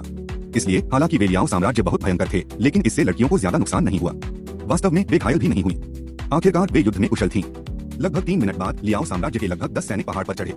बेशक वे सोंग राजवंश के सैनिकों की तरह ही मारे गए। सुयुमो और दूसरी लड़कियां ज्यादा से ज्यादा लियाओ साम्राज्य के सैनिकों को गंभीर रूप से घायल कर सकती थीं। अंत में इसे फिर भी हुआंग फेंग को सौंप दिया गया। हुआंग फेंग को इससे कोई आपत्ति नहीं थी। हालांकि वह चाहता था कि लड़कियां प्रशिक्षण लें, लेकिन वे हत्या नहीं करना चाहती थीं। हुआंग फेंग उन्हें मजबूर नहीं करेगा। इसके अलावा वह जानता था कि किसी का दिल मजबूत नहीं होता। अगर कोई हत्या करता तो उसके दिमाग पर बहुत बोझ पड़ता। इसलिए बेहतर होगा कि लड़कियां किसी को मारना न चाहें। लियाओ साम्राज्य के सैनिकों के मारे जाने के बाद हुआंग फेंग ने उनकी सैन्य वर्दी उतार दी। उसने उन्हें अपने स्टोरेज रिंग में रख लिया। जब वह सोंग राजवंश के सैनिकों से निपट रहा था तो हुआंग फेंग के सैनिकों के लिए भी यही हुआ। उसने इन सैन्य वर्दी को कुछ समय के लिए अपने पास रख लिया, अगर उसे इसकी जरूरत पड़ी तो। इसके अलावा अगर इसकी जरूरत नहीं भी पड़ी तो यह ज्यादा जगह नहीं घेरेगी। मेरा अनुमान है कि नीचे स्थित लियाओ साम्राज्य के सैनिक जल्द ही फिर से ऊपर आ जाएंगे, हुआंग फेंग ने कहा और उसने लियाओ साम्राज्य की लाशों को दूर फेंक दिया। जैसा कि हुआन फेंग ने उम्मीद की थी, नीचे लियाओ साम्राज्य के सैनिक यह देखकर कि उसके साथी इतने लंबे समय से वापस नहीं आए थे, उसने अनुमान लगाया कि उन्हें किसी तरह की स्थिति का सामना करना पड़ा होगा। हालांकि क्योंकि अभी अभी लड़ाई इतनी अचानक हुई थी, लियाओ साम्राज्य के सैनिकों के पास नीचे के लोगों को संकेत भेजने का समय नहीं था। इसलिए नीचे के लोगों को अभी भी पता नहीं था कि पहाड़ पर क्या हुआ था। इसलिए इस बार पहाड़ की तलहटी में रहने वाले लोगों ने लियाओ साम्राज्य से 20 अन्य सैनिकों को यह जांचने के लिए भेजा कि क्या पहले के लोगों ने पहाड़ पर रहने वाले शहर के निवासियों को ढूंढ लिया है। हुआंग फेंग, सुयुमो और दूसरी लड़कियां अभी भी पहले की तरह घात लगाए बैठी थीं। पहले जैसी ही स्थिति थी। लियाओ साम्राज्य के 20 सैनिकों ने सुयुमो और दूसरी लड़कियों को ढूंढने के बाद वे पहाड़ पर चढ़ गए। उन्होंने उन पर ज्यादा ध्यान नहीं दिया। फिर एक और लड़ाई हुई। हुआंग फेंग अभी भी लाइन पकड़े हुए था जबकि सुयुमो और दूसरी लड़कियां लड़ रही थीं। हुआंग फेंग ने देखा कि पिछली 2 लड़ाइयों के बाद सुयुमो और दूसरी लड़कियों को बहुत सारा युद्ध अनुभव प्राप्त हो गया था। आखिरकार हुआंग फेंग के लाइन पकड़े रहने से वे आराम कर सकती थीं और जो उन्होंने सीखा था उसका उपयोग कर सकती थीं। आपको यह जानना चाहिए कि सुयुमो और अन्य लड़कियां उन्नत आंतरिक शक्ति कलाओं का अभ्यास कर रही थीं। हालांकि उन्होंने इसका उपयोग केवल अपनी जवानी को बचाए रखने के लिए किया था, फिर भी उनके शरीर में आंतरिक शक्ति बढ़ गई थी। इसके अलावा हुआंग फेंग ने बाद में उनके लिए कुछ चालें बदली थीं। सुयुमो और अन्य अभ्यास करने वाले पहले व्यक्ति थे। उसकी आंतरिक ऊर्जा शायद पहले से ही तीसरे दर पर थी। स्वर्गीय ड्रैगन 8 डिवीजनों के विशेषज्ञों की दुनिया में तीसरी दर की ताकत स्वाभाविक रूप से कुछ भी नहीं थी।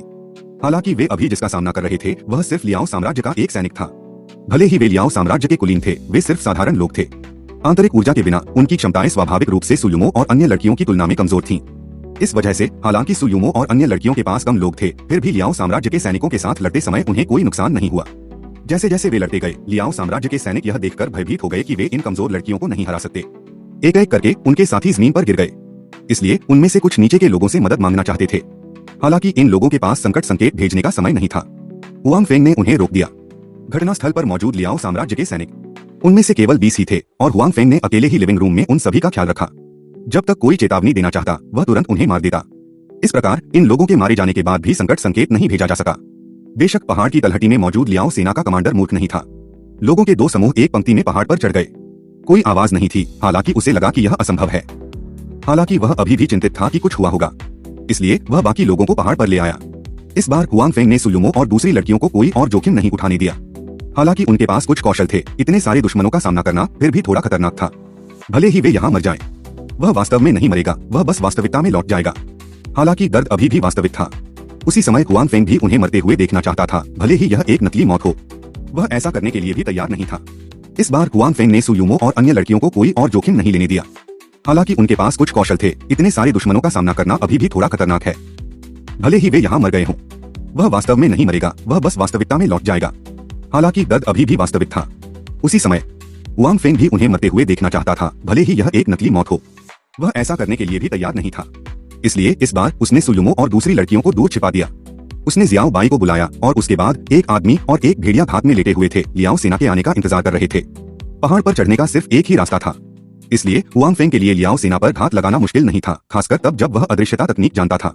हुआंग फेंग के कदम उठाने के बाद लियाओ साम्राज्य के सैनिकों को आखिरकार समझ आ गया कि उनका सामना किस तरह के भयानक प्रतिद्वंद्वी से हुआ है। उन्हें यह भी समझ आ गया कि उनके साथी शायद मर चुके हैं।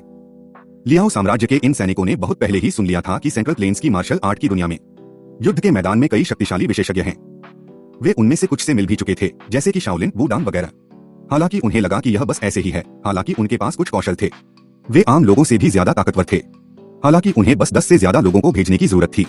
उन्हें घेरने के लिए युद्ध संरचनाओं का उपयोग करके वे अक्सर उन तथाकथित विशेषज्ञों को घेरने और मारने में सक्षम होते थे। हालांकि आज जिस व्यक्ति से उनका सामना हुआ वह स्पष्ट रूप से अलग था। इस व्यक्ति की ताकत उन तथाकथित विशेषज्ञों से कहीं ज्यादा थी। सिर्फ उसके आभामंडल से ही यह बात समझ में आ जाती थी।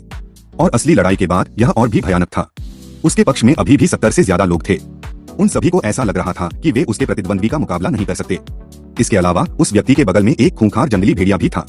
जब लोगों को मारने की बात आती थी तो वह उस व्यक्ति से जरा भी पीछे नहीं रहता था। इसलिए बहादुर लियाओ सेना भी धीरे धीरे हुआंग फेंग द्वारा कत्लेआम की जा रही थी। डर महसूस करने के बाद किसी ने भागने की कोशिश की। हालांकि हुआंग फेंग स्पष्ट रूप से उन्हें उनकी मर्जी के मुताबिक नहीं करने देगा। इसलिए कुछ लोग थे जो पहाड़ पर भागना जारी रखना चाहते थे। अगर वे पहाड़ में छिप जाते तो वे हुआंग फेंग की हत्या से बच सकते थे। हालांकि वे ज्यादा दूर नहीं गए थे कि उनकी मुलाकात सुयुमो और दूसरी लड़कियों से हो गई, क्योंकि लियाओ सेना का सिर्फ एक छोटा हिस्सा ही पहाड़ पर चढ़ना चाहता था। इसलिए हुआंग फेंग के बिना भी सुयुमो और दूसरी लड़कियों ने इससे निपटना शुरू कर दिया। कोई समस्या नहीं थी।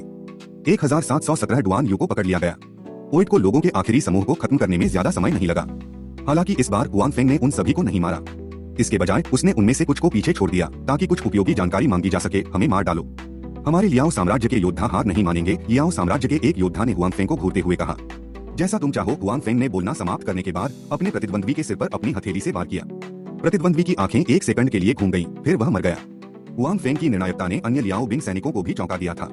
उन्होंने शुरू में सोचा था कि हुआंग फेंग इस बारे में पूछने के लिए काफी धैर्यवान होगा, लेकिन उन्होंने कभी नहीं सोचा था कि हुआंग फेंग इतना निर्णायक होगा और उसे ऐसे ही मार डालेगा। जब दूसरे व्यक्ति की बारी आई तो उस व्यक्ति के चेहरे पर भी ऐसा भाव था कि वह समर्पण करने के बजाय मरना पसंद करेगा। हुआंग फेंग ने भी उसकी इच्छा पूरी करने में उसकी मदद की थी।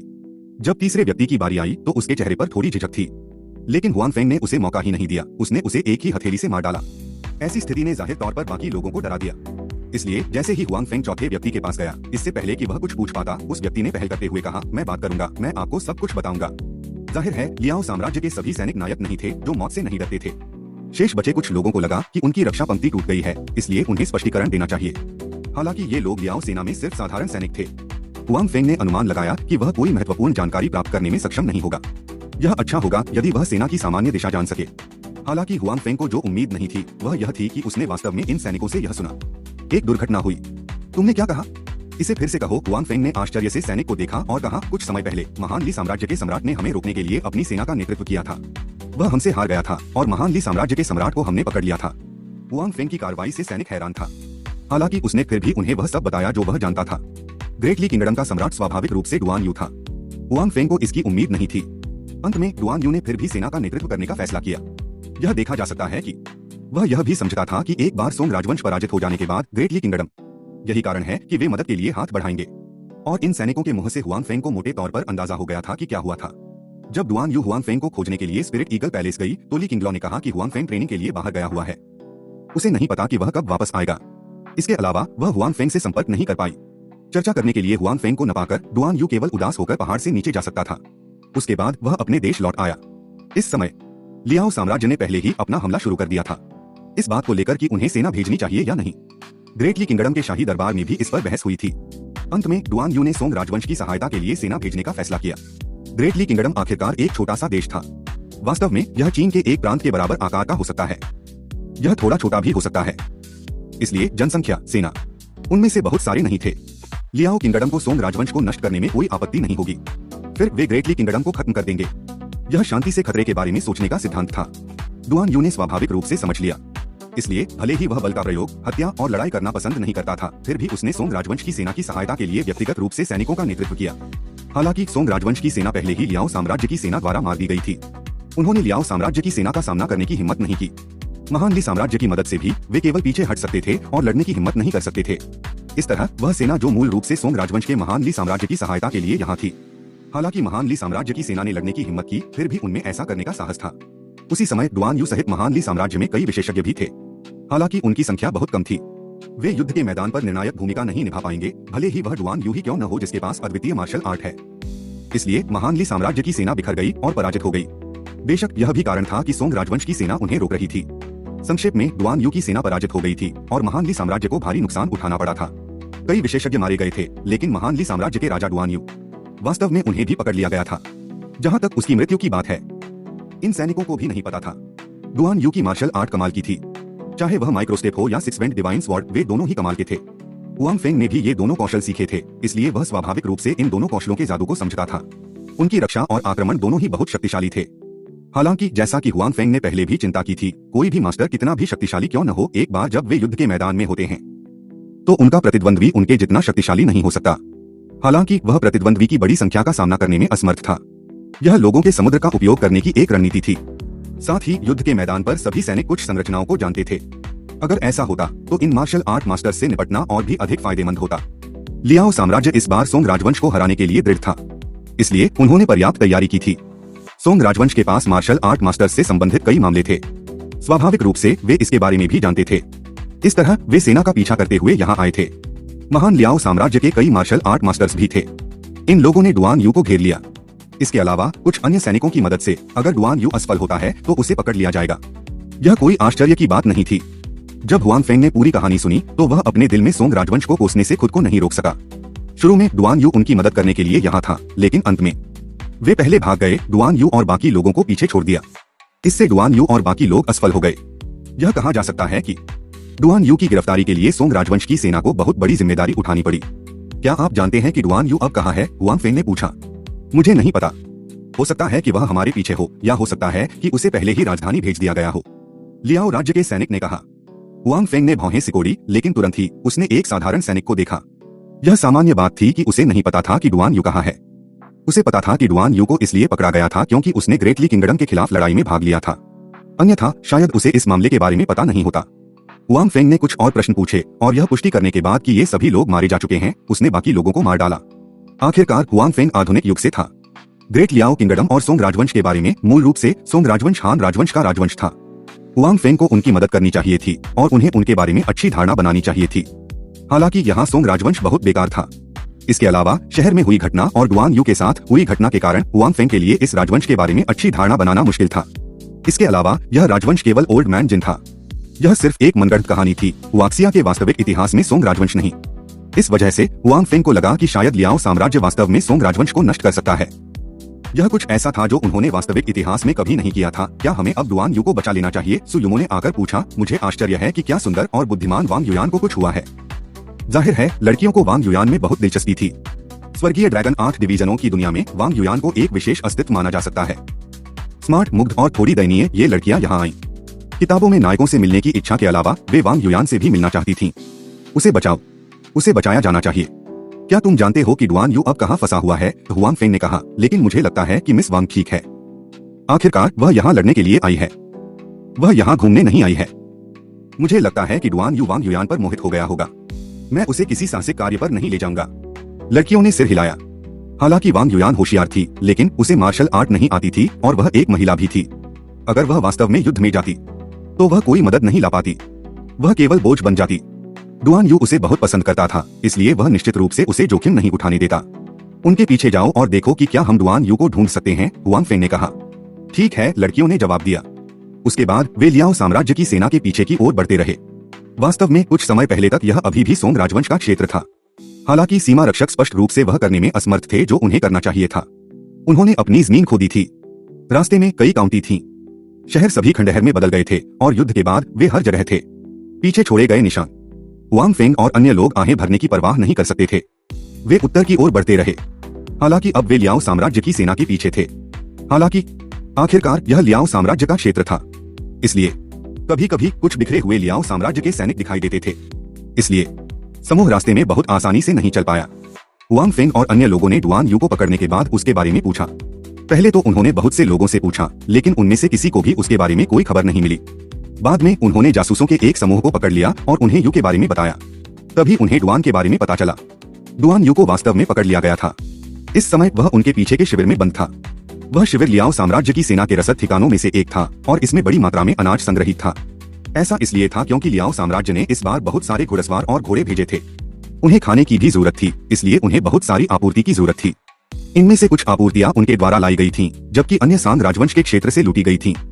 उन सभी को शिविरों में संग्रहित किया गया था और जासूस द्वारा उल्लिखित शिविर उनमें से एक था। इसके अलावा यह अपेक्षाकृत बड़ा शिविर था। सेना के लिए रसद बहुत महत्वपूर्ण थी, इसलिए उस शिविर में एक बड़ी सेना तैनात थी। उनका इस्तेमाल उस शिविर की रखवाली के लिए किया जाता था। साथ ही वे बंदी थे जो महान ली साम्राज्य की रखवाली के प्रभारी थे। आपको यह जानना होगा कि डुआन यू अकेला ऐसा व्यक्ति नहीं था जिसे महान ली साम्राज्य ने बंदी बनाया था। सौभाग्य से इस जासूस की बातों से सभी को पता चल गया कि डुआन यू किसी खतरे में नहीं था। सौभाग्य से इस जासूस की बातों से सभी को पता चल गया कि डुआन यू इस समय किसी खतरे में नहीं है। वांग युयान भी पकड़ा नहीं गया। दुर्भाग्य के बीच इन सभी को भाग्यशाली माना जा सकता है। हुआंग फेंग ने शिविर के स्थान की पुष्टि करने के बाद सु युमो और अन्य लड़कियों को शिविर में लाया। डुआन यू उसे बचाना होगा। 1718 उसे बचाओ। 4 यह शिविर आगे होना चाहिए। इस समय हुआंग फेंग और अन्य लोग एक छोटी पहाड़ी पर लेटे हुए थे और पास ही स्थित शिविर को देख रहे थे। स्काउट द्वारा दी गई जानकारी के अनुसार नीचे का शिविर वह शिविर होना चाहिए जहां डुआन यू और अन्य को कैद किया गया था। हालांकि इस शिविर में औरोरा का क्षेत्र शामिल था। हुआंग फेंग और अन्य लोग थोड़े ऊंचे स्थान पर थे। वे देख सकते थे कि शिविर के चारों ओर कई सैनिक गश्त कर रहे थे। प्रारंभिक अनुमानों से पता चला कि 10,000 से कम लोग नहीं थे। दरअसल इसके बारे में सोचना अजीब नहीं था। उनके सामने यह शिविर। कुछ ही देर बाद बहुत सारी रसद और सामान जमा हो गया। डुआन यू और बाकी लोगों को भी बंद कर दिया गया। डुआन यू महान ली साम्राज्य का सम्राट था और उसकी साधना बहुत गहरी थी। सेंट्रल प्लेन्स की मार्शल आर्ट की दुनिया में उसकी कुछ प्रतिष्ठा थी और यह गारंटी देना मुश्किल था कि कोई उसे बचाने नहीं आएगा। इसलिए यहाँ और लोगों की व्यवस्था करना समझ में आता था। हालांकि इस तरह से यह हुआंग फेंग और अन्य लोगों को बचाव कार्य करने का मौका देगा। इसने काफी परेशानी खड़ी कर दी थी। अगर डुआन यू का कौशल गहरा था तो यह अभी भी ठीक था। हुआंग फेंग के लिए उसे बचाना बहुत मुश्किल नहीं होगा। हालांकि यहाँ अभी भी महान ली साम्राज्य के कई उच्च अधिकारी कैद थे। यहाँ तक कि डुआन यू के भरोसेमंद सहयोगी भी अपनी जान बचाने के लिए भागने पर ध्यान केंद्रित नहीं कर सकते थे। वह उनकी परवाह नहीं करेगा। इसलिए इतने सारे लोगों को यहाँ से ले जाना कोई आसान काम नहीं था। आप लोग पहले यहीं रुकें, मैं चुपके से अंदर जाकर देख लूंगा, हुआंग फेंग ने कहा। बाकी लड़कियों ने कोई आपत्ति नहीं की। हुआंग फेंग के पास उच्च मार्शल आर्ट थी। इसके अलावा उसके पास अदृश्यता तकनीक भी थी। उसके लिए चुपके से अंदर घुसना आसान होगा। यह उन कुछ के लिए असुविधाजनक था, इसलिए अगर वे अंदर चली गईं तो वे बोझ बन जाएंगी। वे बाहर हुआंग फेंग का इंतजार कर सकती हैं और उसका स्वागत कर सकती हैं। हुआंग फेंग ने कुछ लड़कियों की व्यवस्था करने के बाद अदृश्यता मंत्र का प्रयोग किया और शिविर की ओर चल पड़ा। शिविर में प्रवेश करने के बाद हुआंग फेंग अंदर की स्थिति को और अधिक ध्यान से देख सकता था। यहाँ कई गोदाम थे और उन्हें भोजन, हथियार और उपकरणों से भरा होना चाहिए। जाहिर है यह लियाओ साम्राज्य के लोगों के लिए एक बहुत ही महत्वपूर्ण संक्रमण स्टेशन था। पहले के जासूस ने भी हुआंग फेंग से झूठ नहीं बोला था। हालांकि हुआंग फेंग ने इन बातों पर ज्यादा ध्यान नहीं दिया। वह सिर्फ डुआन यू को ढूंढना चाहता था। बाकी मामलों के बारे में वह बाद में बात करेगा। शिविर बहुत बड़ा था, किसी व्यक्ति को ढूंढना बहुत मुश्किल था। हुआंग फेंग इधर उधर घूमता रहा, लेकिन फिर भी वह डुआन यू को नहीं ढूंढ पाया। हालांकि जैसे ही वह जाने वाला था, उसने अचानक अपने सामने एक घर देखा। कुछ लोग पहरा दे रहे थे। यह कुछ भी नहीं था। आखिरकार हर गोदाम के सामने लियाओ साम्राज्य के सैनिक पहरा दे रहे थे। हालांकि हुआंग फेंग घर के सामने कुछ लोगों के शवों पर खड़ा था। वह उनसे आने वाली एक मजबूत आभा को महसूस कर सकता था। जाहिर है ये लोग पहरा दे रहे थे। वे साधारण लियाओ साम्राज्य के सैनिक नहीं थे, बल्कि मार्शल आर्ट के उस्ताद थे। वे सुयुमो और बाकी लोगों से बहुत ज्यादा ताकतवर थे। वे कम से कम दूसरे स्तर के शिखर पर थे। लियाओ साम्राज्य में कई विशेषज्ञ थे और जब हुआंग फेंग ने उन्हें देखा तो वह चौंक गया। उसे आश्चर्यचकित नहीं होना चाहिए था, लेकिन ये शक्तिशाली योद्धा अब प्रवेश द्वार की रखवाली कर रहे थे। इसने हुआंग फेंग का ध्यान आकर्षित किया था। इस कमरे में कुछ महत्वपूर्ण व्यक्ति होने चाहिए, अन्यथा इन लोगों को इस जगह की रखवाली करने की कोई आवश्यकता नहीं थी। हुआंग फेंग डुआन यू की तलाश कर रहा था या नहीं, यह अभी भी अनिश्चित था। लेकिन वे अंदर कैसे जा सकते थे? आखिरकार अभी भी दिन था। दरवाजे पर खड़े लोग सभी विशेषज्ञ थे। हुआंग फेंग के लिए अंदर घुसना आसान नहीं था। दूसरे पक्ष को जरूर पता चल जाएगा। उस समय यह एक भयंकर युद्ध होगा। यह निश्चित रूप से आसपास के लियाओ साम्राज्य के सैनिकों को सतर्क कर देगा। इसलिए हुआंग फेंग ने इसके बारे में सोचा और रात में एक कदम उठाने का फैसला किया। उस समय रात के आकाश की मदद से यह अधिक सुविधाजनक होगा। एक विचार आने के बाद हुआंग फेंग शिविर से बाहर निकला और सुयुमो और अन्य लोगों से मिलने गया। हालांकि जब हुआंग फेंग उस जगह पर पहुंचा जहां सुयुमो और दूसरी लड़कियां पहले थीं, तो वह दंग रह गया। सुयुमो और दूसरी लड़कियों की परछाइयां कहां थीं? सुयुमो और दूसरी लड़कियां चली गई थीं। असंभव। अगर वे जाना चाहती थीं, तो उन्हें निश्चित रूप से उसे सूचित करना चाहिए था। वे पहले ही यहाँ उसके लौटने का इंतजार करने के लिए सहमत हो गई थीं। वे अचानक गायब क्यों हो गई? हुआंग फेंग ने अपने आसपास की चीजों को ध्यान से देखा और तुरंत महसूस किया कि कुछ गड़बड़ है। जिस जगह सुयुमो और लड़कियां थीं, वहां लड़ाई के स्पष्ट संकेत थे। ऐसा लग रहा था कि यहाँ पहले भी लड़ाई हो चुकी है। सुयुमो और दूसरी लड़कियों को या तो वहां से चले जाने के लिए मजबूर किया गया था, या तो उन्हें कोई ले गया था। हुआंग फेंग जैसे ही समाधान के बारे में सोच रहा था, कुछ ही दूर पर एक हल्की सी आवाज आई। हुआंग फेंग ने अपना सिर घुमाया और देखा कि यह झांग जियू और लू जुआन थे। हुआंग फेंग जल्दी से उनका अभिवादन करने के लिए आगे बढ़ा। क्या हो रहा है? बाकी लोग कहाँ हैं? हुआंग फेंग ने जल्दी से पूछा। केबी, बड़ी बहन युमो और अन्य लोगों को लियाओ साम्राज्य के लोगों ने ले लिया। झांग जियू ने चिंतित भाव से कहा, न केवल आप अभी अभी चले गए, बल्कि लियाओ साम्राज्य के जासूसों का एक समूह भी वहां से गुजरा। उन्होंने हमें खोज लिया और उसके बाद एक लड़ाई शुरू हो गई। बड़ी बहन युमो और अन्य लोग हमारे लिए कवर कर रहे थे और हमें पहले जाने दिया। उन्हें उन लियाओ साम्राज्य के जासूसों ने पकड़ लिया। कुछ लड़कियों में से झांग जियू और लू जुआन ने केवल थोड़े समय के लिए ही साधना की थी, इसलिए उनकी ताकत स्वाभाविक रूप से अपेक्षाकृत कम थी। अभी अभी हुई लड़ाई के बाद उनकी ताकत स्वाभाविक रूप से अपेक्षाकृत कम थी। सुयुमो और बाकी लोगों ने भी झांग जियू और लू जुआन को पहले पीछे हटने दिया। कोई बात नहीं, किसी को तो भागना ही था और फिर हुआंग फेंग को यहाँ जो कुछ हुआ उसके बारे में बताना था। झांग जियू और लू जुआन, जो अपेक्षाकृत कमजोर थे, सभी की सुरक्षा के निशाने पर थे। उनमें से 2 सफलतापूर्वक भागने में सफल रहीं, लेकिन बाकी लड़कियां पकड़ी गईं। हुआंग फेंग के चेहरे पर कुछ गंभीरता थी। उसने दूर से शिविर की ओर देखा। आखिर यहाँ लियाओ साम्राज्य का एक महत्वपूर्ण शिविर था, इसलिए यहाँ और भी जासूसों का होना स्वाभाविक था। वह पहले लापरवाह था। सुयुमो और दूसरी लड़कियां लंबे समय से साधना नहीं कर रही थीं। इसके अलावा उनके पास ज्यादा युद्ध का अनुभव नहीं था और झांग जियू और दूसरी लड़कियां मार्शल आर्ट के बारे में ज्यादा नहीं जानती थीं। उन्हें सुरक्षा की जरूरत थी। इन सबको एक साथ जोड़कर वे लियाओ साम्राज्य के जासूसों से हार जाएंगे। यह कुछ ऐसा नहीं था जिसे समझना मुश्किल था। हालांकि इसके साथ ही स्थिति और भी अधिक परेशानी भरी हो गई।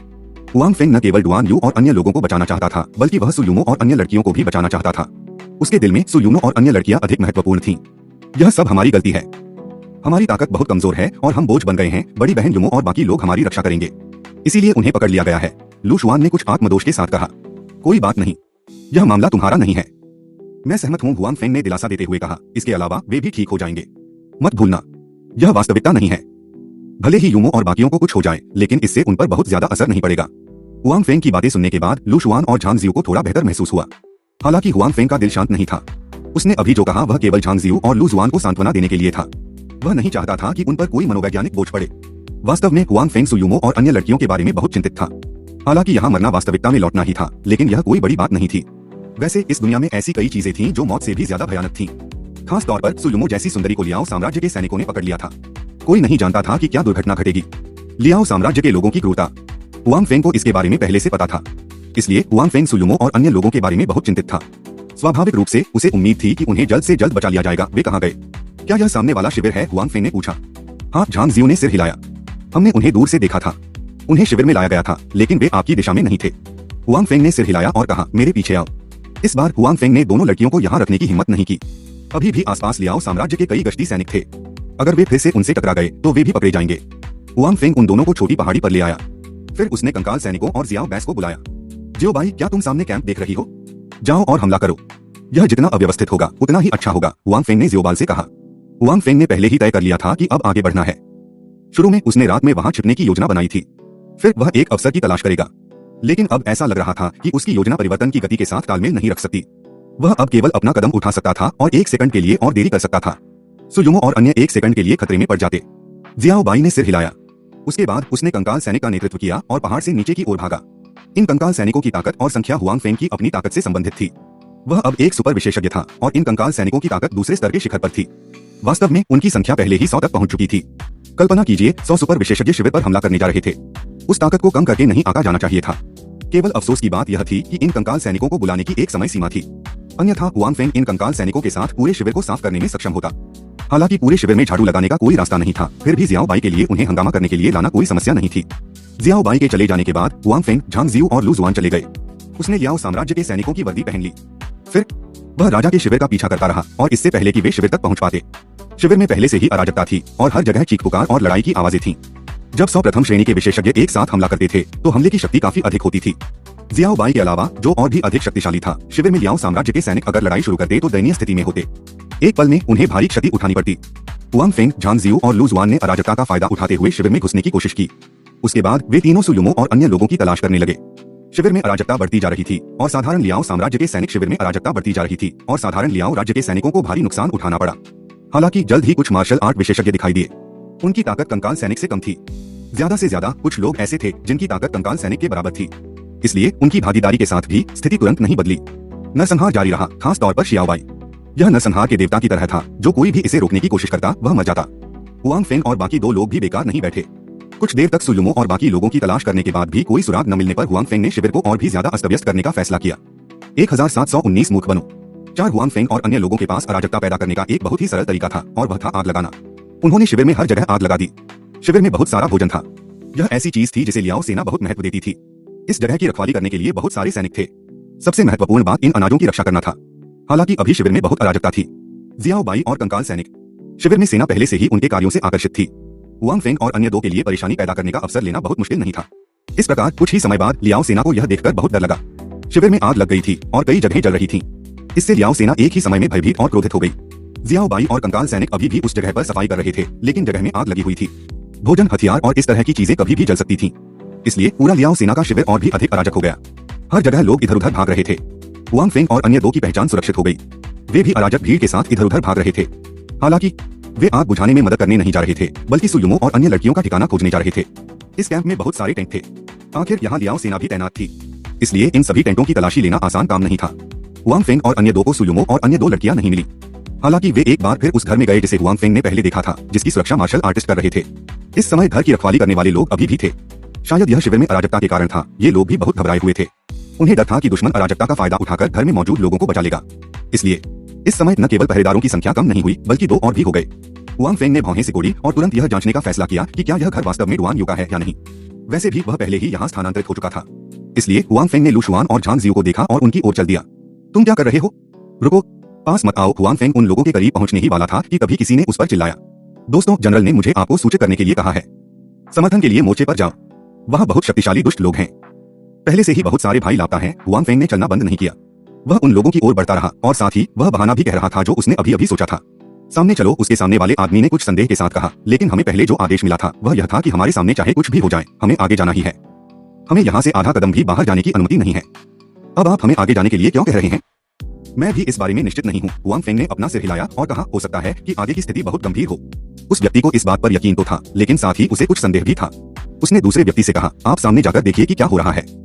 जाहिर है उसे हुआंग फेंग की बातों पर पूरी तरह से यकीन नहीं था। अगर वह किसी से मामले की जांच करवाना चाहता था तो भी वह काफी सतर्क था। हाँ, आदमी ने जवाब दिया। उसके बाद उसने हुआंग फेंग की ओर देखा और आगे बढ़ गया। केबी हुआंग फेंग उस आदमी की ओर बढ़ता रहा और बोला, यहाँ किसे रखा गया है? उच्च अधिकारी इसे इतना महत्व क्यों देते हैं? जो नहीं पूछना चाहिए वह मत पूछो, आदमी ने ठंडे स्वर में उत्तर दिया। ओह, हुआंग फेंग ने कहा और अचानक उस व्यक्ति के पीछे देखा और कहा कि वहाँ क्या हो रहा है? क्या हुआ? आदमी ने अवचेतन रूप से पीछे मुड़कर देखा। जब उसने देखा कि उसके पीछे कुछ भी नहीं है तो उसे लगा कि कुछ गड़बड़ है। हालांकि इससे पहले कि वह प्रतिक्रिया कर पाता, हुआंग फेंग की हथेली उसके शरीर पर लग चुकी थी। इसने उसे तुरंत उड़ा दिया, जिससे वह गंभीर रूप से घायल हो गया। हुआंग फेंग अब एक सुपर विशेषज्ञ था और यह आदमी उनमें से सबसे मजबूत था। हालांकि वह केवल एक सुपर विशेषज्ञ था, उसे हुआंग फेंग की हथेली ने मारा था, जिसकी वह लंबे समय से योजना बना रहा था। एक पल में उसने अपनी लड़ाकू शक्ति खो दी। चूंकि हुआंग फेंग पहले ही हमला कर चुका था, इसलिए उसने रुककर बाकी बचे कुछ लोगों पर हमला कर दिया। उसने पहले ही उस व्यक्ति को चुन लिया था। वह यहाँ सबसे ताकतवर था। हुआंग फेंग स्वाभाविक रूप से अपने प्रतिद्वंद्वी से पहले छुटकारा पाना चाहता था। यही कारण है कि वह चुपके से हमला करना चाहता था। वह जल्द से जल्द इस जगह से छुटकारा पाना चाहता था। अगर वह यहाँ इन लोगों से लड़ता, अगर वह इस मामले को बहुत लंबा खींचता, तो निश्चित रूप से लियाओ साम्राज्य से अन्य विशेषज्ञ सहायता प्रदान करने के लिए आएंगे। यह हुआंग फेंग और अन्य लोगों के लिए बहुत नुकसानदेह होगा। इसलिए भले ही यह एक सीधा टकराव था, हुआंग फेंग अभी भी इन लोगों को मार सकता था। हालांकि उसने फिर भी एक चुपके से हमला करने का विकल्प चुना। जिस क्षण हुआंग फेंग ने हमला किया, झांग जियू और लू जुआन ने भी हमला किया। उनकी ताकत मौजूद अन्य लोगों की तुलना में कम थी। हालांकि इस समय उनमें से प्रत्येक के हाथ में मुट्ठी भर थी। हुआंग फेंग ने उन्हें पहले जो बंदूक दी थी, उसका इस्तेमाल हुआंग फेंग ने अपनी चाल चलने पर किया। उन्होंने पहले से ही उस लक्ष्य पर गोली चला दी थी जिसे उन्होंने पहले चुना था। इतनी कम दूरी पर और पहले से तैयारी के साथ झांग जियू और लू जुआन चूक नहीं पाए। पूरा कैंप बहुत अस्त व्यस्त था और हर जगह शोर था। इसलिए हालांकि गोलियां चल रही थीं, लेकिन यह दूसरों का ध्यान आकर्षित नहीं कर सका। दूसरी तरफ हुआंग फेंग पहले ही लियाओ साम्राज्य के इन विशेषज्ञों के बीच में आ चुका था।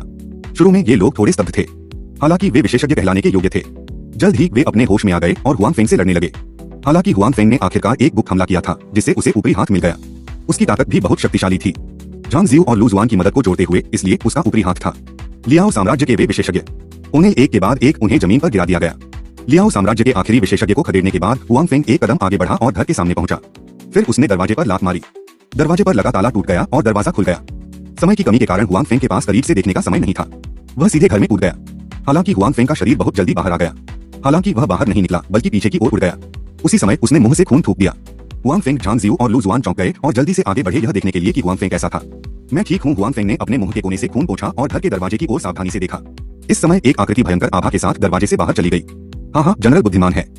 वह जानता था कि कोई ऐसा व्यक्ति होगा जो जीवन और मृत्यु के बीच का अंतर नहीं जानता और महान ली साम्राज्य के सम्राट को बचाने के लिए आएगा। कोई वास्तव में आया था। उस व्यक्ति ने हुआंग फेंग को देखा और हंसा। पता चला कि इस कमरे में कैद व्यक्ति डुआन यू नहीं था। यह लियाओ साम्राज्य का एक विशेषज्ञ था जो अंदर छिपा हुआ था। डुआन यू को बचाने के लिए किसी का इंतजार कर रहा था। उसके बाद उसने दुश्मन को मार डाला। अभी हुआंग फेंग के पास यह देखने का समय नहीं था कि अंदर क्या हो रहा है। वह अंदर गया और प्रतिद्वंद्वी ने उसे सीने में मारा। अब वह भी घायल हो गया था। इसके अलावा इस आदमी की ताकत पहले से ही पहली कक्षा के शिखर पर पहुंच गई थी। अपनी शक्तिशाली ताकत के कारण हुआंग फेंग की चोटें काफी गंभीर थीं। डुआन यू कहाँ है? तुमने उसे कहाँ छुपाया है? हुआंग फेंग ने दूसरे पक्ष की ओर देखा और पूछा। उस युवा मास्टर का तबादला हो चुका है और अब वह इस शिविर में नहीं है। हालांकि आपको उसे बचाने का मौका नहीं मिलेगा, उस आदमी ने मुस्कुराते हुए कहा। शायद हम हुआंग क्वान के रास्ते पर फिर से मिल पाएंगे। जैसे ही उसने कहा, उस व्यक्ति की आकृति चमक उठी और हुआंग फेंग की ओर दौड़ी। हुआंग फेंग ने झांग जियू और लू जुआन को दूर धकेल दिया और अपनी हथेली से उस व्यक्ति को मारा। हुआंग फेंग का शरीर पीछे हटता रहा और उसने फिर से खून थूक दिया। हुआंग फेंग के घायल होने के बावजूद भी वह व्यक्ति पीड़ित था। हालांकि उसकी आंतरिक ऊर्जा बहुत मजबूत थी, घायल होने के बावजूद भी। इसलिए उस व्यक्ति का शरीर उड़ गया। उसने अपने शरीर को स्थिर करने से पहले कुछ बार जमीन पर पैर पटके। इस समय उस आदमी ने हुआंग फेंग को सतर्क भाव से देखा। वह मन ही मन खुश था कि उसने हुआंग फेंग पर चुपके से हमला करके उसे घायल कर दिया। अन्यथा वह हुआंग फेंग का मुकाबला नहीं कर सकता था। बैंग बैंग बैंग, झांग जियू और लू जुआन उस आदमी पर गोली चलाते रहे। वह आदमी इधर उधर घूमता रहा। उन्होंने उसे नहीं मारा। झांग जियू और लू जुआन की शूटिंग कौशल औसत थी और वह व्यक्ति एक शीर्ष स्तर का विशेषज्ञ था। एक बनाम एक स्थिति में हुआंग फेंग जानता था कि भाले का इन विशेषज्ञों पर ज्यादा असर नहीं होता। जब तक कि बहुत सारे लोग उन पर घात न लगाए या उन्हें गोली न मार दें, तभी वे एक निश्चित परिणाम प्राप्त कर पाएंगे। लेकिन अब यह स्पष्ट रूप से इस स्थिति के अनुकूल नहीं है। मुझे उम्मीद नहीं थी कि तुम इतने ताकतवर होगे। हालांकि तुम्हें आज मरना ही होगा, वह आदमी हुआंग फेंग पर चिल्लाया। उसके दिल में अब कोई लापरवाही नहीं थी। उसका शरीर हिल गया और एक बार फिर हुआंग फेंग पर हमला किया। वह महसूस कर सकता था कि हुआंग फेंग उससे भी ज्यादा ताकतवर था। हालांकि हुआंग फेंग पहले से ही घायल था। उसके लिए हुआंग फेंग को मारना असंभव नहीं था। ऐसे विशेषज्ञ के लिए वह उसे आज बिल्कुल भी नहीं जाने दे सकता था, अन्यथा भविष्य में अंतहीन परेशानियां होंगी। दूसरी ओर हुआंग फेंग बिल्कुल भी नहीं हिला। ऐसा लग रहा था कि वह डर गया था। हालांकि उस व्यक्ति ने अभी भी लापरवाह होने की हिम्मत नहीं की। वह जानता था कि हुआंग फेंग घायल हो गया था, लेकिन वह चोट हुआंग फेंग की सारी लड़ाकू शक्ति खोने के लिए पर्याप्त नहीं थी। गर्जन! जैसे ही वह आदमी हुआंग फेंग के करीब पहुंचने वाला था और अपनी हथेली से उसके माथे पर वार करने वाला था, हुआंग फेंग ने अचानक अपना मुंह खोला और जोर से दहाड़ लगाई। आदमी को एहसास हुआ कि कुछ गड़बड़ है। हालांकि वह कुछ नहीं कर सकता था। वह फिर भी एक पल के लिए बेहोश हो गया। हुआंग फेंग इस अवसर को कैसे छोड़ सकता था? उसने अभी शेर की दहाड़ तकनीक का इस्तेमाल किया था। हालांकि वह अपने प्रतिद्वंद्वी को पूरी तरह से नॉकआउट नहीं कर सकता था, लेकिन यह दूसरे पक्ष को एक पल के लिए रुकने के लिए पर्याप्त था। और हालांकि यह समय बहुत कम था, फिर भी हुआंग फेंग के लिए यह पर्याप्त था।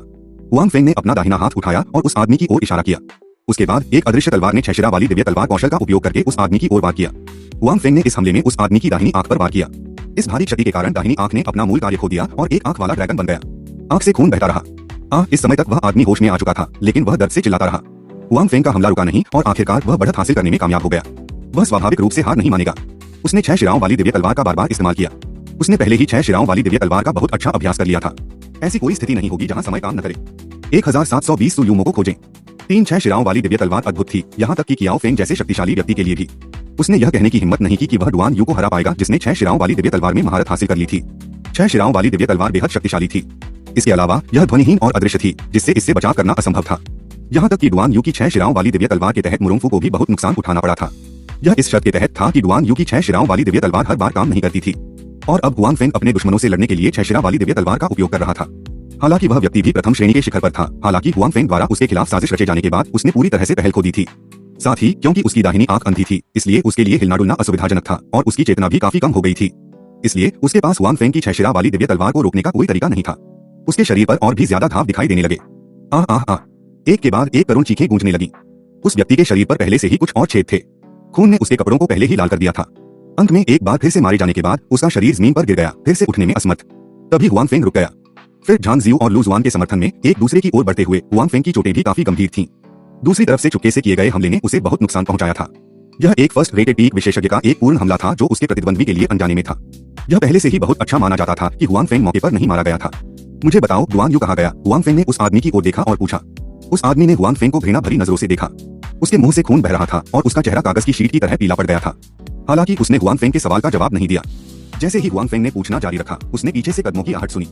यह वही आदमी होना चाहिए जिसने पहले सवाल पूछा था। इसके अलावा वह अकेला वापस नहीं आया था। कदमों की आहट सुनकर यह स्पष्ट था कि इस ओर बहुत से लोग आ रहे थे। हुआंग फेंग पहले से ही घायल था और झांग जियू और लू जुआन की लड़ाकू शक्ति सीमित थी। अगर वे इतने सारे विशेषज्ञों से घिरे होते तो यह निश्चित रूप से बहुत खतरनाक बात होती। इसलिए हुआंग फेंग ने अब और रुकने की हिम्मत नहीं की। एक उंगली से उस विशेषज्ञ को मारने के बाद वह लू जुआन और झांग जियू को लेकर आया और यहाँ से चला गया। निश्चित रूप से हुआंग फेंग के जाने के कुछ समय बाद ही वह व्यक्ति वापस आ गया। वह अपने साथ बहुत से लोगों को भी लाया था। वह सिर्फ पूछने के लिए मोर्चे पर गया था, लेकिन जनरल ने उन्हें जाने के लिए नहीं कहा। इस प्रकार उसे एहसास हुआ कि वह अपने साथ बहुत से विशेषज्ञों को लाया है। हालांकि वह अभी भी एक कदम बहुत देर से था। जब वह यहाँ पहुंचा, हुआंग फेंग पहले ही जा चुका था। जमीन पर सिर्फ लाशें छोड़ गया था। उसे ढूंढो, इधर उधर देखो, वह ज्यादा दूर नहीं गया होगा। हमें उसे ढूंढना ही होगा, आदमी ने गुस्से से कहा। उसके बाद सभी ने हर जगह खोज शुरू कर दी। हालांकि हुआंग फेंग इस समय पहले से ही अराजक लियाओ सेना में घुसपैठ कर चुका था। उन लोगों के लिए उसे कम समय में ढूंढ पाना मूल रूप से असंभव था। हालांकि हुआंग फेंग के लिए मौजूदा स्थिति आशावादी नहीं थी। वह गंभीर रूप से घायल हो गया था। इसके अलावा सुयुमो, अन्य लड़कियां और डुआन यू भी घायल हो गए थे। उन्हें नहीं पता था कि वे कहाँ हैं।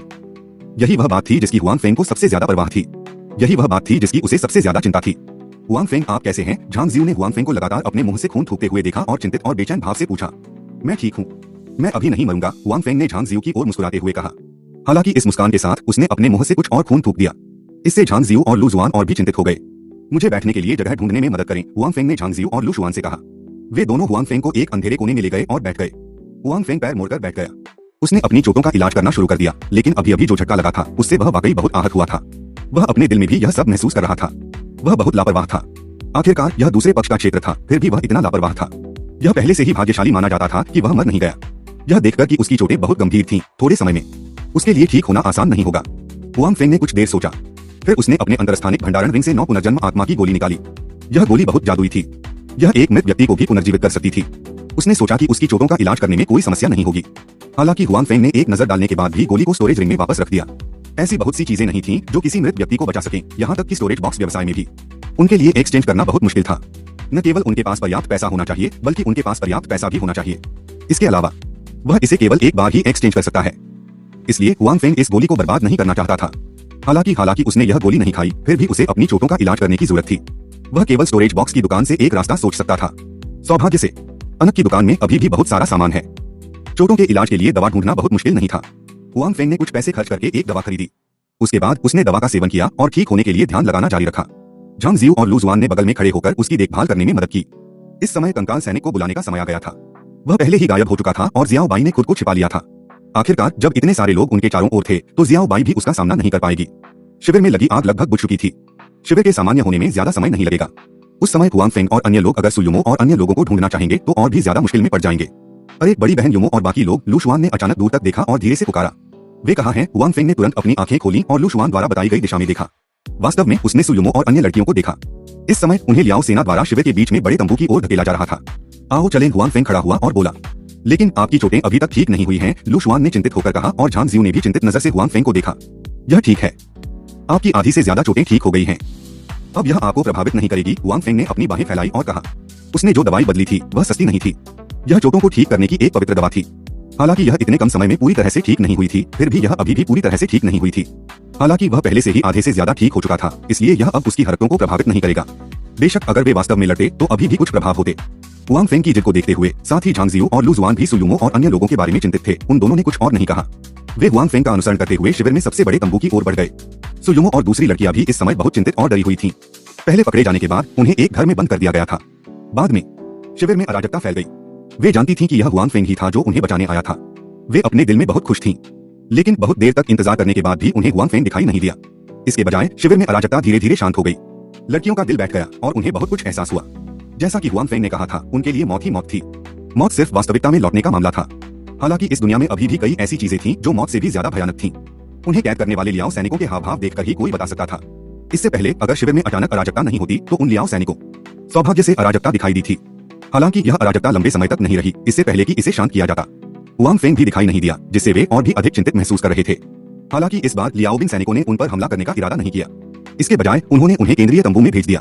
यह अनुमान लगाया गया था कि वहां कोई अच्छी खबर नहीं होगी। बड़ी बहन युमो, अगर वे बाद में मेरा अपमान करना चाहेंगे तो मैं खुद को मार डालूंगी, जी मेंगजियाओ ने सुयुमो से कहा। हाँ, मैं भी तैयार हूँ, तान मुक्सू ने भी कहा। बाकी लड़कियों के भी यही इरादे थे। वे स्वाभाविक रूप से समझती थीं कि उनकी खूबसूरती इन लियाओ सैनिकों को कितनी आकर्षित करती है, इसलिए उन्होंने पहले से ही सबसे बुरे हालात के लिए तैयारी कर ली थी। सुयुमो ने अपना सिर हिलाया। उसके मन में सभी के लिए ऐसे ही विचार और तैयारियां थीं। उसे यह अजीब नहीं लगा, क्योंकि उसके मन में भी यही विचार था। हम सबसे बुरे के लिए तैयारी करेंगे। हालांकि मुझे विश्वास है कि हुआंग फेंग जरूर आएगा और हमें बचाएगा। अब तक भी हुआंग फेंग नहीं आया था। हालांकि सुयुमो को अभी भी विश्वास था कि हुआंग फेंग आएगा।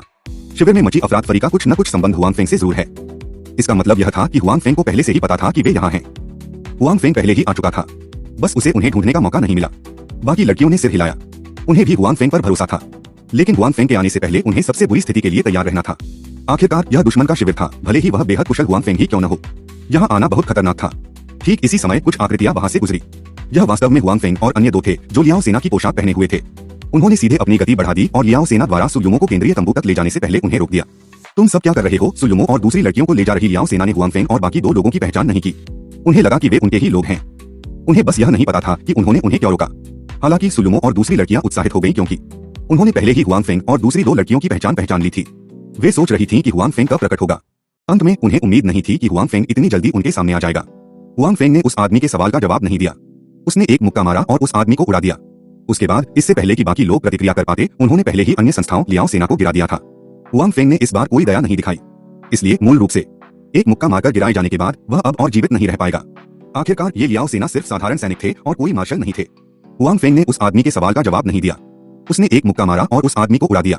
उसके बाद इससे पहले कि बाकी लोग प्रतिक्रिया कर पाते, उन्होंने पहले ही अन्य संस्थाओं लियाओ सेना को गिरा दिया था। हुआंग फेंग ने इस बार कोई दया नहीं दिखाई, इसलिए मूल रूप से एक ही मुक्का मारकर गिराए जाने के बाद वह अब और जीवित नहीं रह पाएगा।